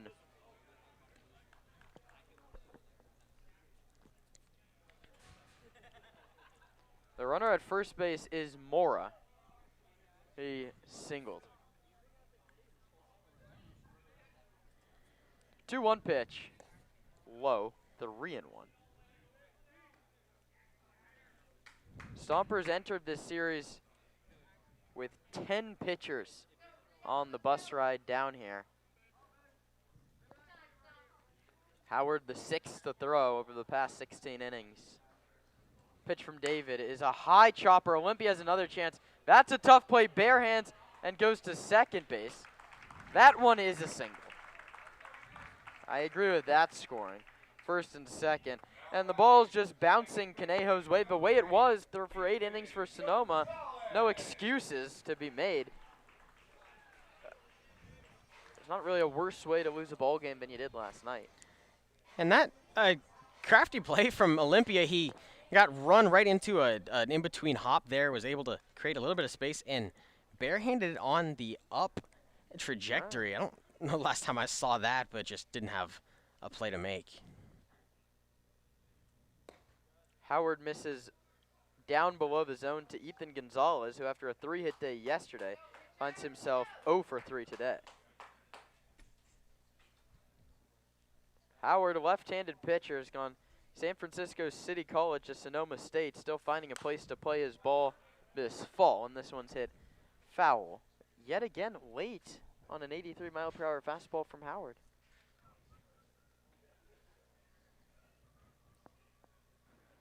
Brandon Leone, 4 earned over just 2 1/3. Nick Polis, 2 earned over 2 2/3. Howard looking to just hold the deficit at 6, and he misses upstairs. Tommy Kenley, our dangerous leadoff man on deck.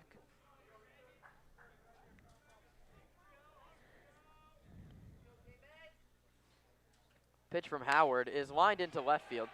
It's developing in front of Keys, and a stop sign from David Solis. Bases are loaded on 3 consecutive softly hit singles.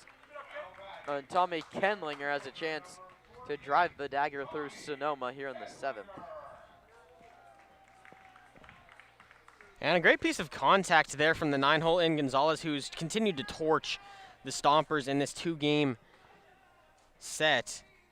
Just hits the ball where it's pitched, shoots it into left field. 2 infield singles, and Gonzalez serves one into left. Bases loaded, 1 out. Kenlinger 2 for 4 on the day. Tommy pops it foul and out of play.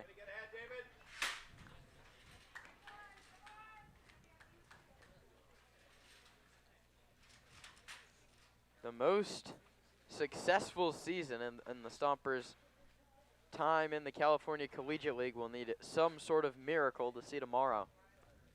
Pitch from Howard pulls Kenlinger badly. An ugly swing on a changeup that counts 0-2. And the changeup, the best pitch from Howard, hovers around 70 miles an hour. Really good if he's throwing a lot of fastballs, he'll sneak it in there and just have the hitter seconds ahead of it.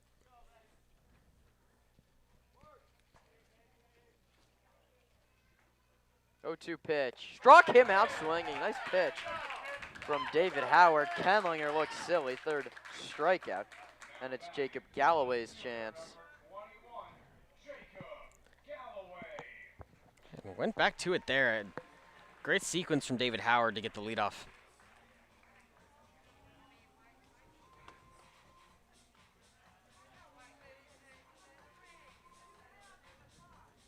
Stompers opened up the campaign all the way back on May the 28th. That was a loss to the Berkovich Honors. They started the out-of-league slate with back-to-back losses. The pitch to Galloway is a called strike, but when CCL play picked up, they beat the Slow Blues. they improved to 1-0. They would fall to 1-2, and then when they got to that 3-2 mark, they never dipped below 500 the rest of the way. Zach Pace preaches to his team to win the week, and Zach and that coaching staff can hang their hats on the fact that they have not lost a week all season long, whether that be a 5-game week, a 4-game week. They've split it or won it. They've won all but 1 week, and that was the opening week where they ended 2-2. This would be the first week where the Sonoma Stompers did not have an above 500 record, and that one's hit foul 1-2 to Galloway. And they only played 3 games this week, unless, of course, we move to tomorrow's game, in which case a win would win them the week. 1-2 pitch to Galloway.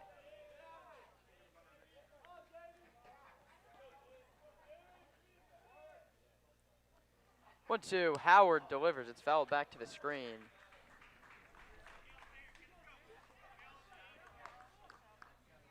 Sonoma finished the 2022 season 17-30. Followed that up with the 16-19 campaign. Last year was the first CCL playoff appearance. A 21-15 regular season. A CCL wildcard game victory before a loss to the Crawdads. 1-2 pitch is low. Blocked by Sepulveda here in the 7th. 7-1 ball game, game 2 of the best of 3. Conejo has controlled this one from the jump. And this season, that record jumps to 25-15. And they held first place in the CCL North for the entirety of the second half of the season. They paced the North and outlasted the Crawdads and the Blues to get to this point. 2-2 is bounced to second. Silken knocks it down, sets his feet, throws to first, and retires Galloway. Howard leaves them loaded. Time to stretch in Thousand Oaks. The Stompers looking to rally. They trail 7-1.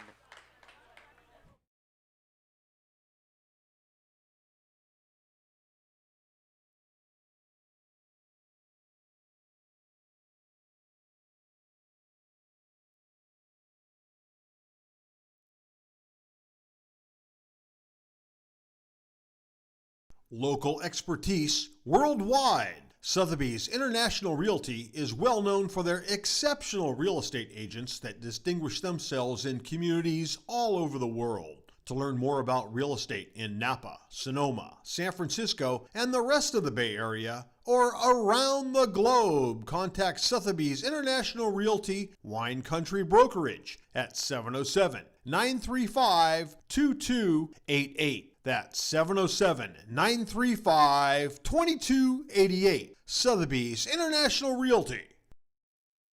The Sonoma Stompers are excited to have Jacob's Restaurant providing all of our concessions this season. At the ballpark, you'll find gyros, Chicago dogs, pizza, and salads. But in their restaurant, you'll find an outstanding menu featuring the best Mediterranean-style offerings in town. Seafood linguine, chicken piccata, ravioli, risotto, pizza, and so much more. Don't forget to try their desserts. Jacob's Restaurant is located on 1266 Broadway, right next to Traintown. Jacob's Restaurant and the Sonoma Stompers, proud partners.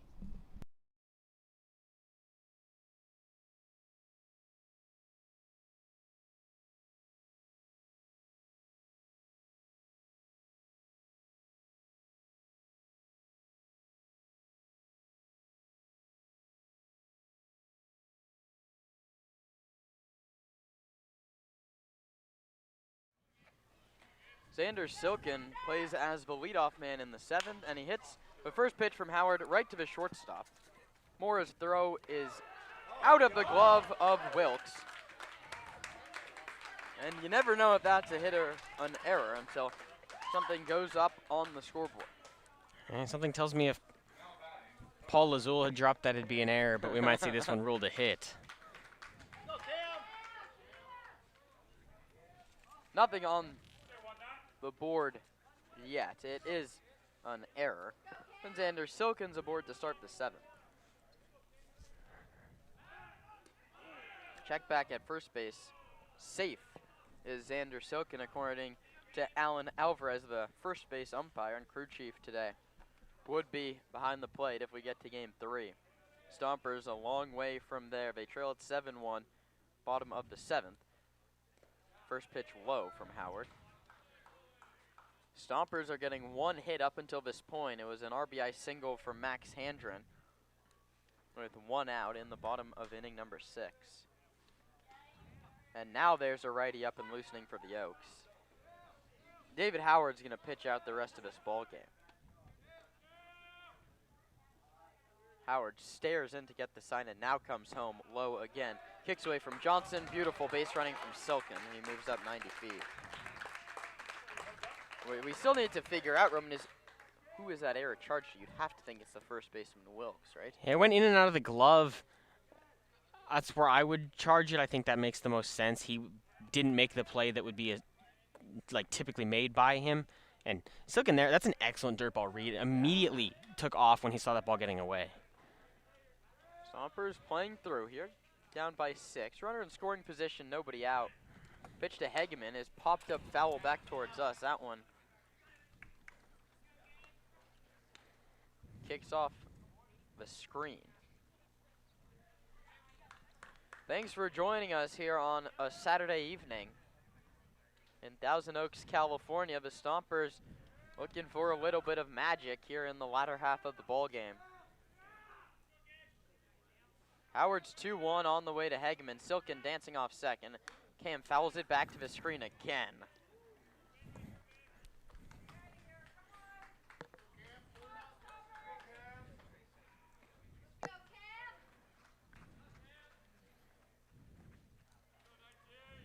Two-two pitch on the way as you see Charlie Hale go to retrieve that baseball in front of you. That guy, one of the hardest working people in this organization. Assistant to both Zach Pace and general manager Chase Anderson. Hegeman takes high 3-1.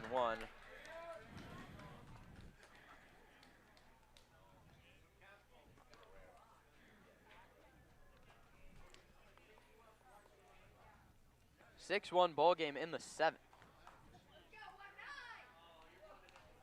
Hegeman looking to keep this rally going. Hitting room on the right side. Payoff pitch is lined towards where the second baseman would be. Ethan Gonzalez dives and throws him out at first base. My goodness, Ethan Gonzalez with a flash of the leather and takes a hit away from Hegeman. Silken to third. It was hedged up the middle to keep that runner Silken close, and then just went into a belly flop dive and snagged a one-hopper from Hegeman, one away.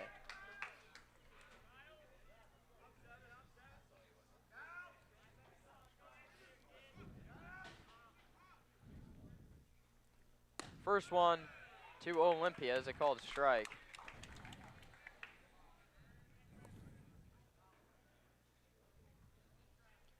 Kyle, a right-handed hitter, played his last couple of seasons at San Francisco State University. He's headed to Monterey this fall. There was talks of San Jose State, but some credit transfer woes nabbed Olympia, and he's behind 0-2. He struck out in the 2nd, he popped out in the 5th. We're going to pick up an RBI with Silken over at third base, and I know it's hard to give the series MVP to a player on the opposing team, but Xander Silken's had himself quite the series, but that seems like Devin Wilkes' award to win as Olympia spoils it foul. I don't know if I have a vote, but I don't think it could be anyone other than Devin Wilkes. He had 3 hits today, 2 hits yesterday, 5 RBI. All he's done is produce. Ethan Gonzalez has a strong argument as well. 3 hits, 2 runs scored yesterday. 3 errors is tough. A single today. 0-2 pitch. Olympia hits a weak ground ball to third. Hawley fields the hop and throws to first in time. RBI for Kyle Olympia. 7-2 ball game. The putout goes 5-3. And if it's about what your hits meant to this series, Tyler Hawley has a chance to win it. He delivered the walk-off in game 1.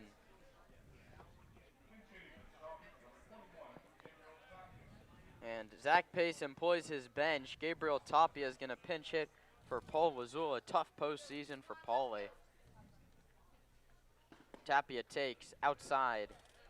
1 ball and no strikes. Trent Keys will move to first base, and Gabriel Tapia will take over the left field duties. Looking to get on with 2 outs in the 7th. That one misses low. The count's 2-0.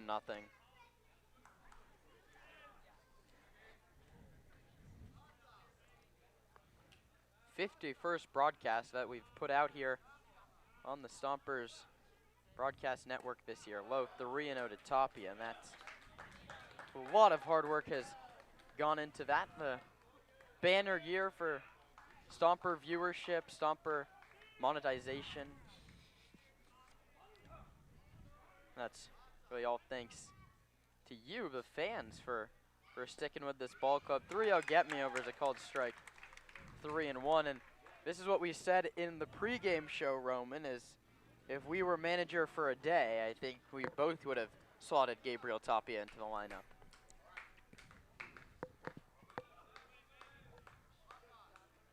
Three-one pitch. Howard delivers. Tapia pops it up.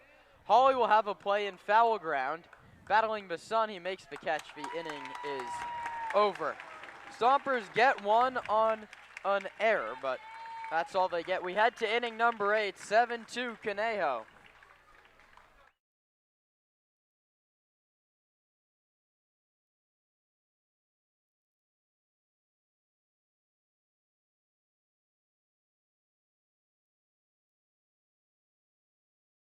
Local expertise worldwide. Sotheby's International Realty is well known for their exceptional real estate agents that distinguish themselves in communities all over the world. To learn more about real estate in Napa, Sonoma, San Francisco, and the rest of the Bay Area, or around the globe, contact Sotheby's International Realty Wine Country Brokerage at 707-935-2288. That's 707-935-2288. Sotheby's International Realty.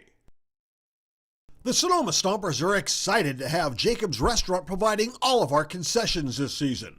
At the ballpark, you'll find gyros, Chicago dogs, pizza, and salads.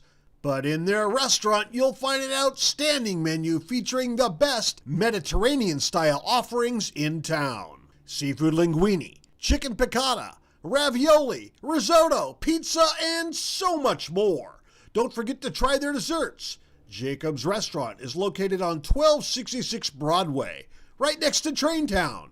Jacob's Restaurant and the Sonoma Stompers, proud partners.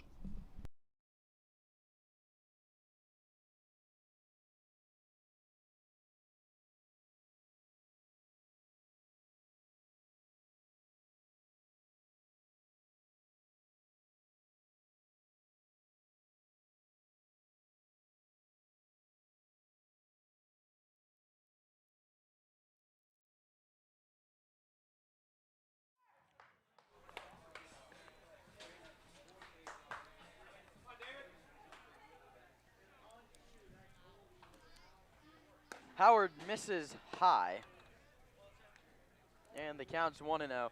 Top of the 8th inning, 7-2. The Oaks lead it, trying to win it in front of their home fans as the road team. How do you like that? As Tyler Hawley takes upstairs, it's now 2-0.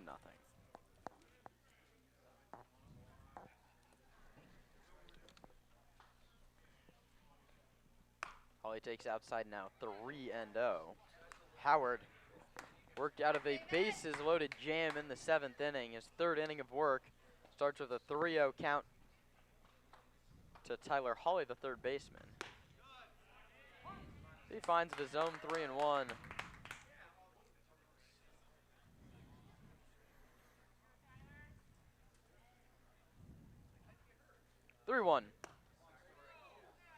Outside ball 4.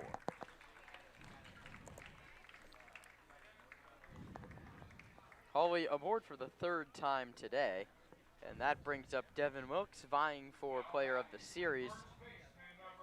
We'll see if he can add to that case here.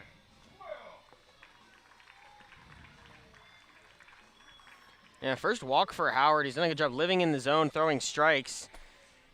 He didn't throw yesterday, but I think he learned the Stomper lesson.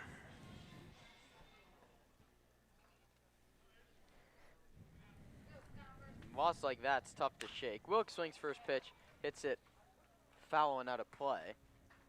Up over the grandstand, down the third baseline. Righty continuing to throw in the bullpen for Conejo.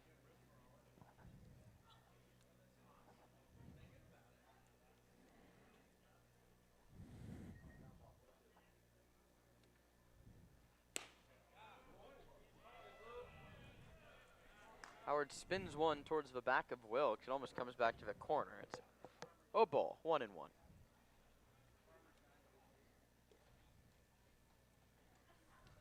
Howard's delivery. Wilkes sends it towards left field. Tapia ranges over and makes the catch, backpedaling towards the wall.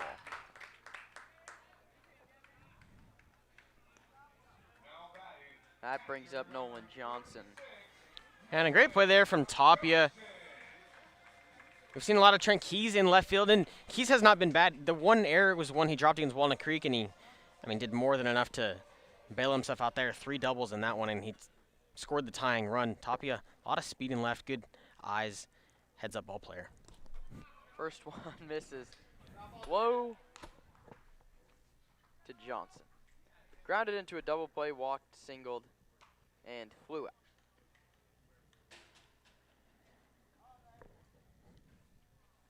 Howard's delivery. Sent towards right center field. Meaden ranging over and reaches up to make the catch. Couple quick outs after the leadoff walk. 2 outs in the Oaks 8th.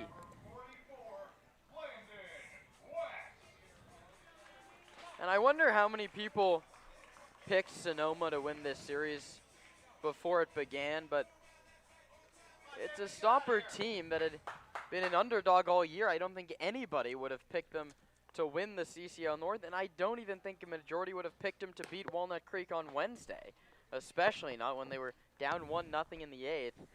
But a team that's had their backs up against the wall all season have battled, but it looks like that battle is coming to a close. That one's lined into left field base hit. Landon West gets his first knock of the series. Moving up 90 feet is Tyler Hawley. Zach Mora, 2 hits yesterday. 2 for 2 today, on base 4 times. Could Mora be the guy? And the seasons between these two teams, the record-wise, separated by just a couple of games, but the Oaks an entirely different story. Only trailed the Foresters in the South. Dominated the competition in that division.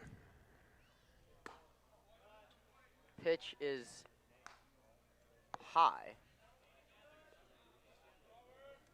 1 ball and no strikes to Mora, looking to reach base for the 5th time today. Howard working left on right. Mora, shortstop out of Westmont College. Gonna go back and play with Sean DeBoard. Just another name that the Stompers have lost this season. And we could go back and forth for hours about all the arms the Stompers, not just the arms, all the players the Stompers lost this season. 2-0 home. That one sent towards center, not deep. A long run for Hegeman. Cam comes on and makes the play. David Howard in and out of trouble yet again. Last of the 8th. Incoming. Sonoma down 7-2.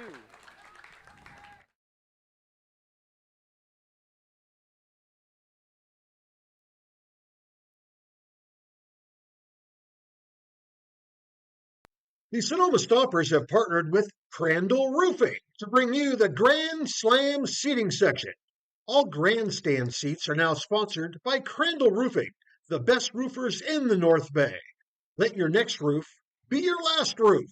Call Crandall Roofing, Diamond certified and proud partners with the Sonoma Stompers. Hey Stomper fans, if you need tree service, call Arbor MD. Proper tree care is essential for ensuring the safety, health, and beauty of your trees. Arbor MD's tree knowledge and expertise protects your property and enhances its value while also contributing to environmental sustainability and long-term tree health. Call Arbor MD for all your tree care and landscape needs. Nona's estate-grown extra virgin olive oil is made from olives grown exclusively on the property of Vianza Winery. They were hand-harvested and pressed to create Nana's extra virgin olive oil. Go to shop.vianza.com to see why Nana's olive oil is the very best. United States Congressman Mike Thompson, representing California's 4th District, is a proud supporter of the Sonoma Stompers. The Sonoma Stompers invite you to dine at Verano Cafe. Longtime Sonoma natives Veronica Perez and Carlos Rubio listened to the community's yearning for wholesome food and responded by opening a cozy diner nestled conveniently at the crossroads of Highway 12 and Verano Avenue. At Verano Cafe, breakfast, lunch, and dinner are experiences crafted with love and local ingredients, from classic Eggs Benedict to flavorful chili kilo. Esteban Sepulveda leads off the bottom of the 8th. He has been one half of the best defensive catching duo in the league. No other team has 2 catchers listed on their roster. Every other team has a minimum of 3. And while Luke Duncan has gotten a handful of starts there, Pulowski and Sepulveda have probably caught 47 or 46 of the team's 51 games, and they've been good doing it. Sepulveda today has been hit by a pitch and walked. His regular season on-base percentage 400. He takes a pitch low.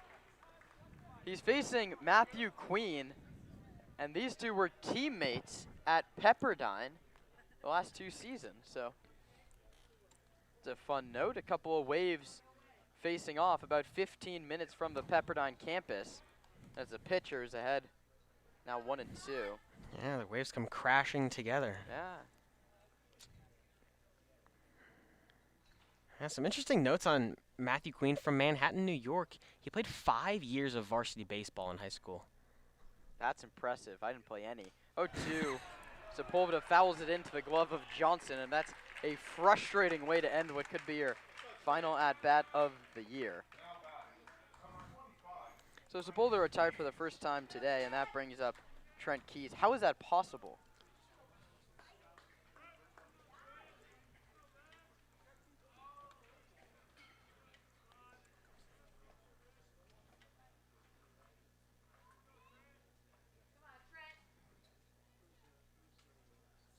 Pitch to Keys is sent foul the other way. Yeah, I can't definitively tell you what happened there. It could have been some sort of variation of a COVID rule or a reclassification. If Poly Prep Country Day School is private, he could reclassify and get a 5th season. I'd bet you a lot of money that with that name it is. 48 innings over 2 seasons for the Waves, a 7.63 earned run average for Matt Queen. Long way from home, pitching down in Southern California. Keys hits it foul 1-2.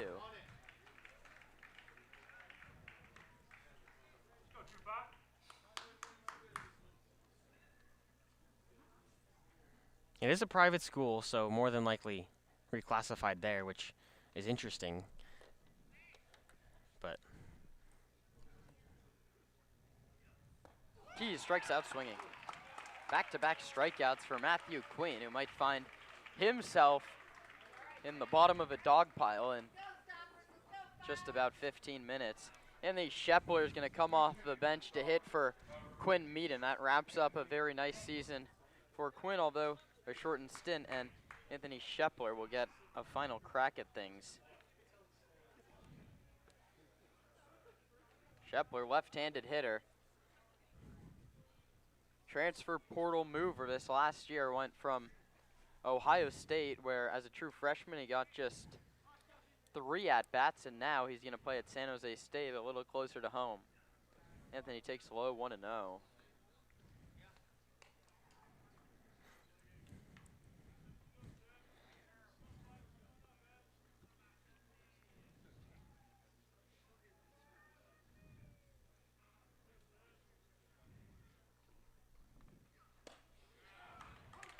called strike to Shepler. At the knees, 1-1.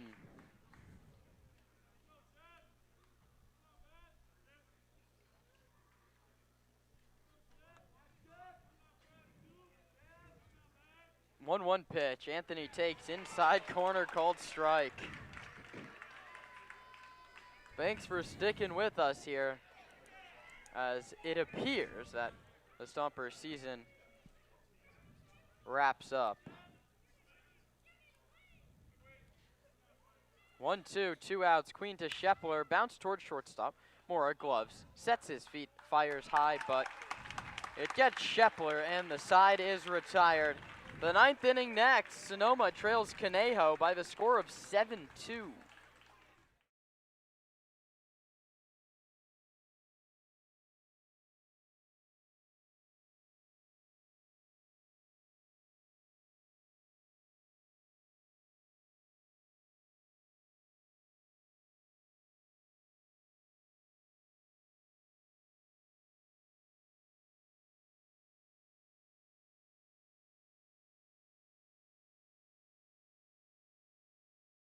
The Sonoma Stompers are tail wagging happy to have partnered with Pets Lifeline.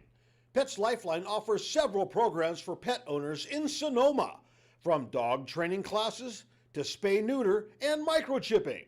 Pets Lifeline also has a trap, neuter, and return feral cat program, as well as resources to help with rehoming a pet. Pets Lifeline is here to support pet owners in keeping their pets healthy and happy. Pets Lifeline is also hosting Bark in the Park on July 28th, so you can bring your pet to a Stompers game. Pets Lifeline and the Sonoma Stompers, proud partners.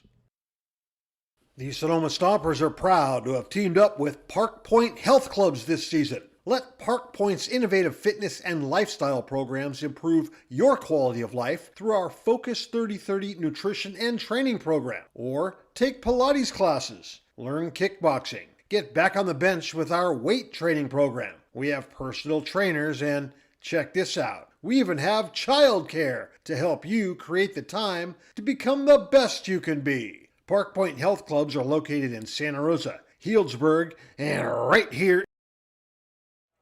Jax Jimenez swings at the first pitch of the 9th inning and chops it back to Howard, 1 away.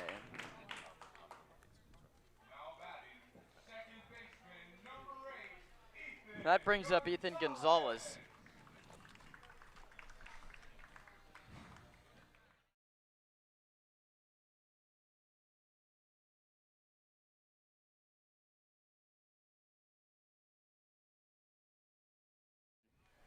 Is high, and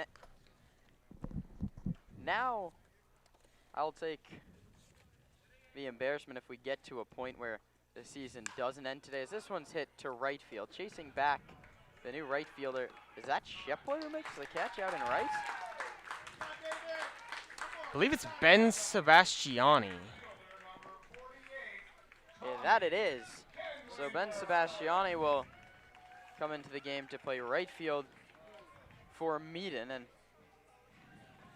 there's a lot of people that make this organization what it is, and that really starts with the intern team, as the first pitch is low, 1-0, and every single year I think the intern team can't get better, but the Stompers on all social media platforms rise. That one's hit on a line into left field. Base hit, cutting over is Hegeman. He'll fire it in. Stompers' social media presence grew on TikTok, Instagram, Twitter, just about all of them, and that's really thanks to the marketing team headed up by Miranda Ronan. They've done a great job this season, and it's a whole lot more fun doing it for a winning organization.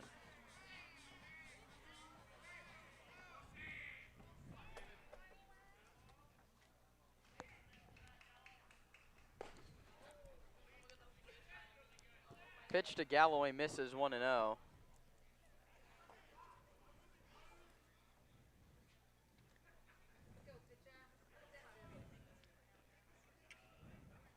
Howard delivers to the plate. Inside, so that's marketing intern team, the operations intern team, great as well in the year of Chase Anderson, our general manager. These guys have worked so hard, and of course the broadcast and analytics, we can get to them later. 2-0 misses, 3-0. But larger than that, just to get this season going, I mean, the kitchen staff, Jacob's Restaurant, Amber Brown, the host family coordinator, getting so many of these players a bed to sleep at night, and all the host families that do help out, but really that's mainly headed by Amber, and she has so much going on in her life, and she puts so much time and effort into this organization. I mean, on the field now, Meaden, Tapia, and Olympia all just showed up in the middle of the All-Star break due to Stomper injuries, and all of those players who don't live in the area have a place to stay.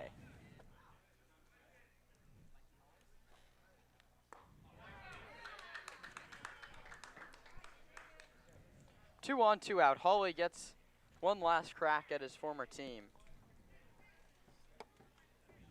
Walked twice, struck out twice, and doubled.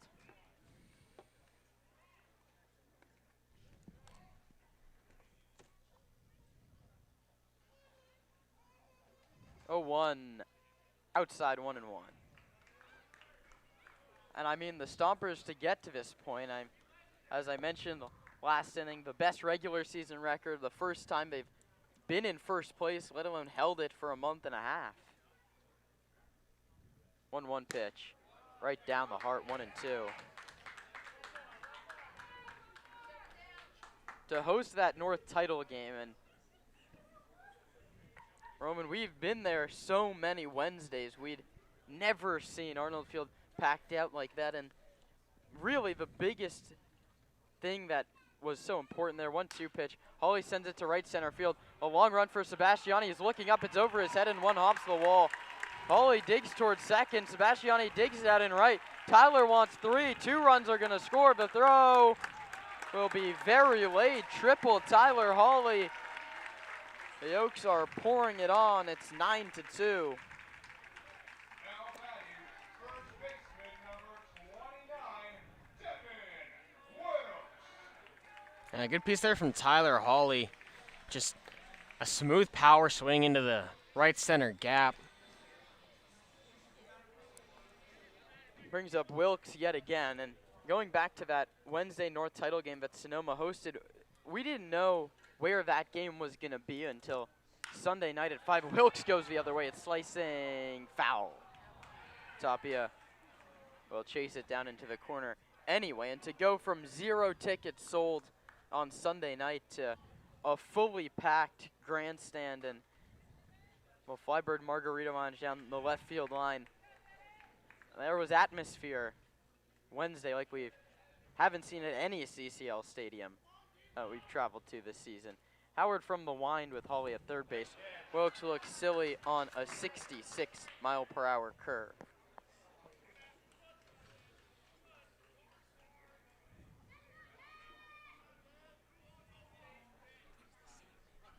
Oh-2 pitch from Howard. Wilkes strikes out swinging. And we'll keep it here as we head to the last of the ninth and start giving out a couple more specific thank yous. And Roman, I feel like the obvious place to start is with our analytics team, Grant Boydell, Luca Sebastiani, and Leighton Brower, all of them returning for a second season, and the quality's been there yet again. Grant came on last year as a writer, just wanted to be part of the organization any way that he could. From Sonoma, went to high school in Sonoma, was a Stompers fan forever. He did the beat writing for us last year, and this year he said, I'm much more interested in the analytics, and after everything he'd done for UCLA women's basketball and their analytics team, he came and took over here and really sits up in that booth, runs the TrackMan, runs the point streak, all of that done by that team together, and the stats we've been given, and more importantly, the stats the coaches have been given, the amount of analytics they've gotten both on opposing teams and on our team. What to improve has been fantastic, and the Stompers do pride themselves on being an analytics first organization and really the only team with the analytical structure that we have. Yeah, it's been a huge operation, whether it's in the press box there, behind the scenes, all things just in a great direction for the Stompers, the analytics team working hard, figuring out even things mid-game, whether something breaks on the electronics side or we have a wrong jersey on a player, have to figure out who it is or where they go to school, whatever it is. A great team effort in the booth and not just us on the air. And honestly, probably the most important thing they do is math for me in the late innings, because after 7 o'clock, I mean, all sorts of basic arithmetic goes away. And we'll pause our thank yous because this is going to be Max Handren's final collegiate at bat. And a 6-year college baseball career. He spent 3 years with the Stompers. This is his final swing in a Stomper uniform, and he takes a ball 1. And Sonoma's played 4 years in the California Collegiate League, and Max Handren is the best player to don the jersey in that sense. That one drops in there for a called strike. 3 years with Sonoma, came on late season last year, produced as a 400 hitter, and this year has arguably been the best player in the entire league. 1-0 is hit foul. Ended the regular season 438 average, 6 doubles, a triple, and 6 home runs. That was in less than 20 games. He awaits a 1-2 pitch.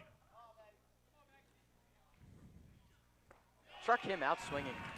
Fooled on a slider. And Max Handren's next at bat will be in Australia. He is going to play in the ABL, Australian Baseball League. We wish Max nothing but the best down there. And Nick Sebastiani, 2nd year on the Stompers, delivered the biggest moment Arnold Field's ever seen. That was a walk-off 2-run home run to even get to this point. He's behind 0-1. Our next thank you actually goes to another Sebastiani, Lucas Sebastiani, who's been with this organization longer than I have, and this year's really stepped up as the other member of our analytics team with Grant. All of the spreadsheets that we get, the offensive hitting stats, and especially the splits we've gotten the last 2 days, that's been all Luca. He runs the point streak, which is the most frustrating website that I've ever seen.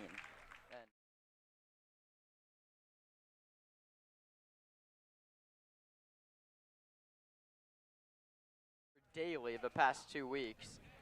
Luca's handled all of that. 1-2 pitch. That's sent to center field. Kendlinger is ranging over, and it's over his head. Sebastiani will head towards second. He wants third. Dave Hoke will send him, and he jogs into third base with a triple.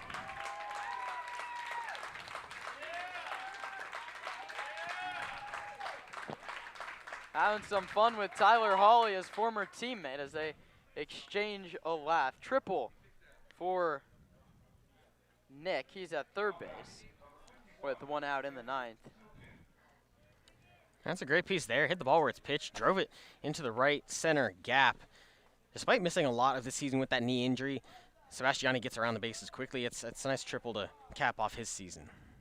So it can take slow. I don't know if an all CCL North selection's in the cards this year like it was in 2024, but we definitely do expect big things at year 2, Santa Rosa Junior College for Nick.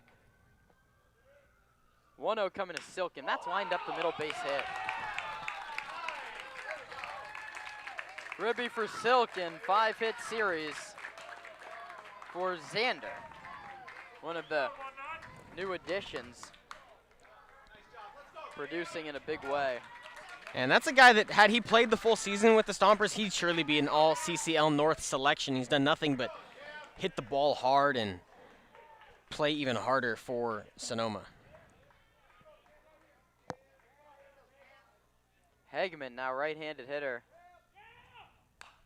pops it foul and out of play. Silken off first base. And Leighton Brower brought on as an analytics team member and still is, runs our Synergy Sports. That's how the players can share all the footage to their colleges, the scouts, everyone they need. This one's hit towards 2, and that could do it, unless it kicks under the glove of Mora into left field. Hageman singles. First to third goes Xander Silken. The Stompers aren't out of it yet. Single Hageman right under the glove. And now I'm going to credit Xander Silken with breaking up that play. He took off from a really far lead. The pitcher, Queen, is just not checking in at first base. He takes off. It forces Mora to pull his head to second, realizing he can't go there, and he just looked up before he had the ball in his glove. So it's Kyle Olympia's turn.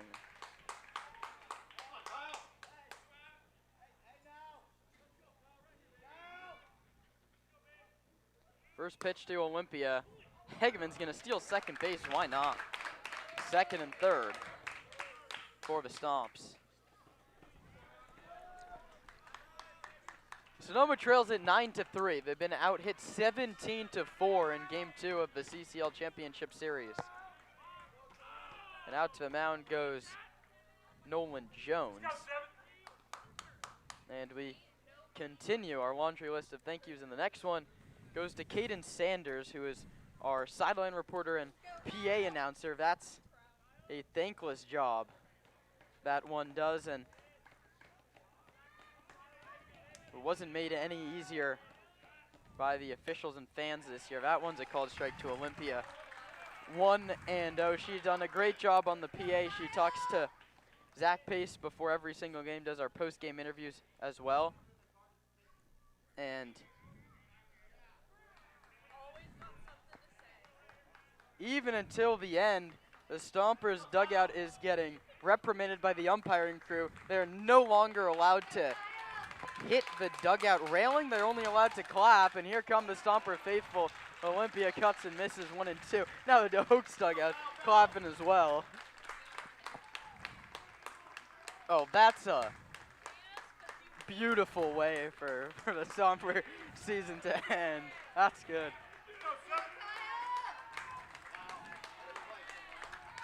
1-2 pitch to Olympia. Outside, 2-2.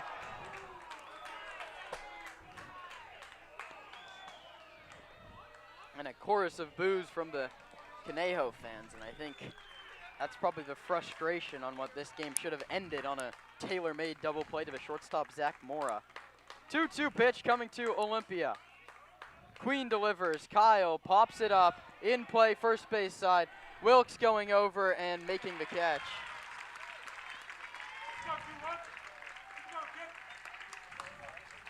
It's a new first baseman.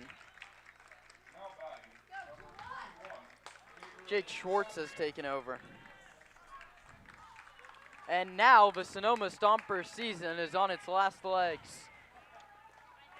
Tapia, left-handed hitter out of Sonoma State. Second and third, 2 outs in the 9th.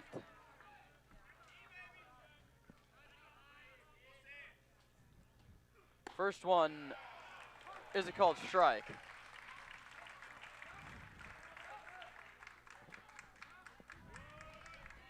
Oh, 1 on Tapia. The Conejo Oaks well on their way to their second consecutive CCL championship. Tapia takes a called strike, 0-2.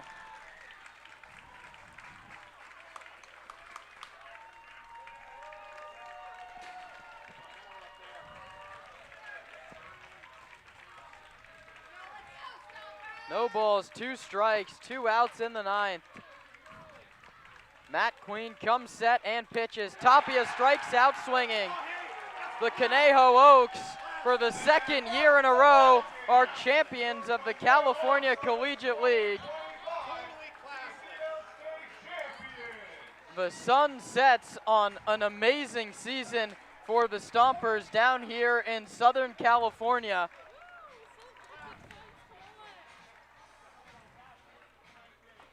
The 2025 season for the Stompers was a great one.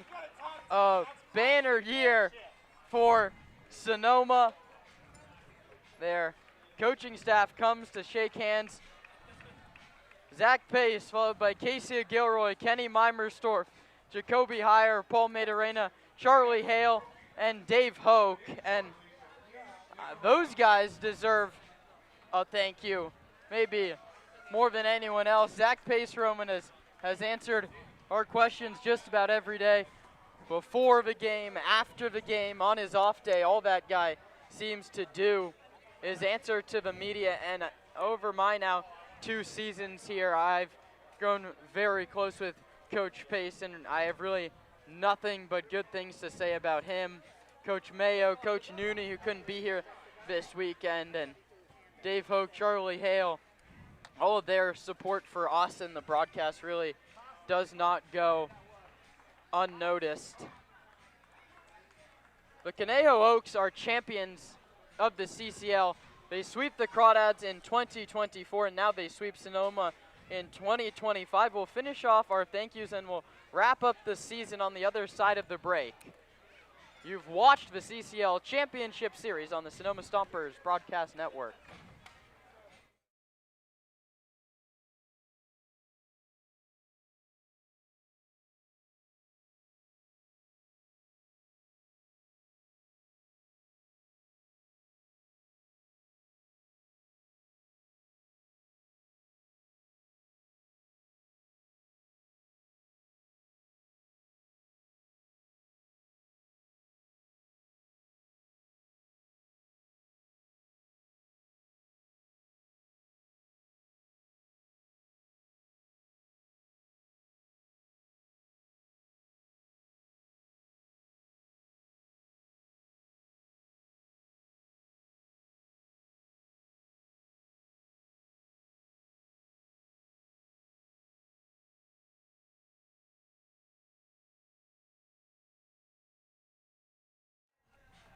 Wrapping up the season here on the Sonoma Stompers Broadcast Network, Sonoma sets their regular season win total 25-15. They finish out the regular season campaign. They finish as the winners of the CCL North in the regular season, and then they host the CCL North title game. Nick Sebastiani delivers a walk-off home run to beat the Walnut Creek Crawdads. They come down here, a valiant effort yesterday, but they fall in 2 games to the 2025 CCL champions, Conejo Oaks. And Roman, let's wrap up here. Jordan Kimball, our writer, he couldn't come out to every game, but every single day, 9 a.m. That article was out on Twitter. It was out on our website. Really opened up to the fans that couldn't be there to watch the game.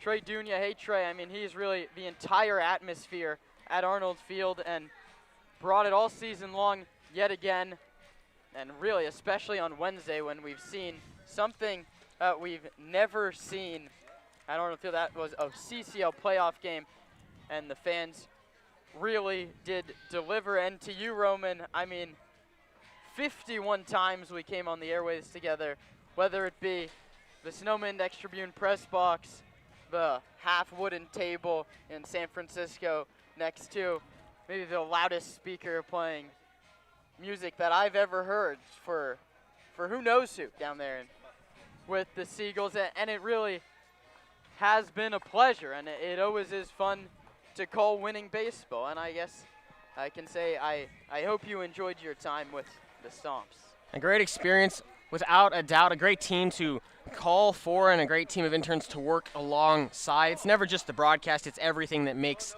the baseball organization run, led by Chase Anderson and the ownership staff as well. And a quick shout out to Hey Trey for helping us with the parts of the broadcast, getting the ad read set up, making sure we give our sponsors their credit because they're also the ones who help make this show run, and just an incredible experience all summer. A great run from the team, the highs, the lows, the injuries, the newcomers, the whole thing.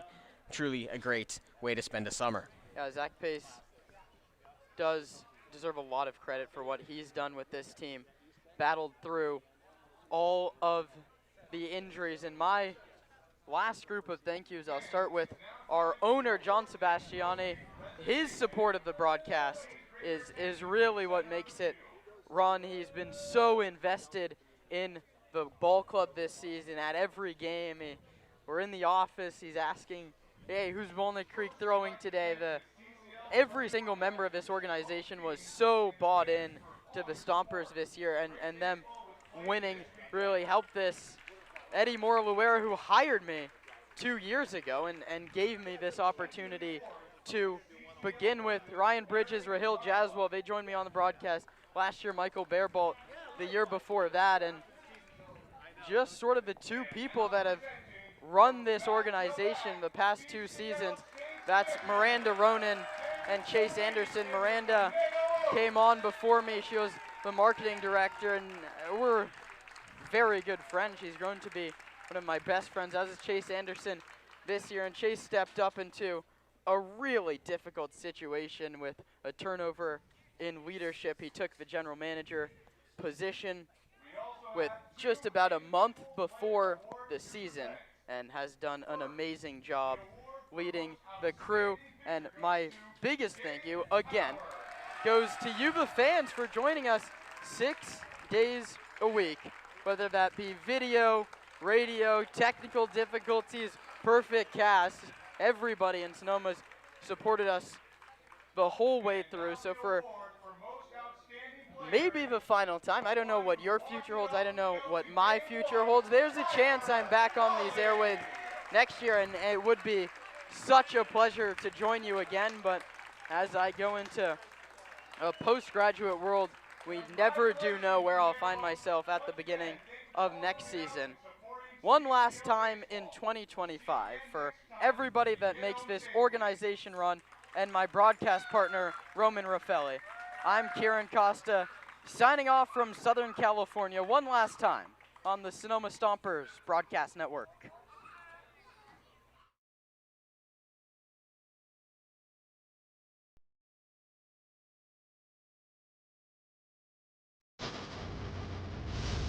How are we doing, Stomp Nation? Miss you guys. Thank you for the best summer of my life in Sonoma, and let's go Stompers, go win a ship. What's up, Stomp Nation? I'm so excited to be here in Southern California. Beautiful weather. I'm here with Anthony Shepler. He's playing second base today. We're absolutely dialed. We're ready to bring home a championship for you guys. Let's go Stomp Nation. Conejo Oaks don't stand a chance. Come on. What's up, Sonoma? We miss you. We love you guys, and man, I wish you guys could come out here, but it's a blessing to be able to be out here and go Stompers. Baby, Stomp Nation, baby. Hey, Stomp Nation, we want to thank you for all the support up to this point, and I can't wait to represent the great city of Sonoma in the CCL Championship.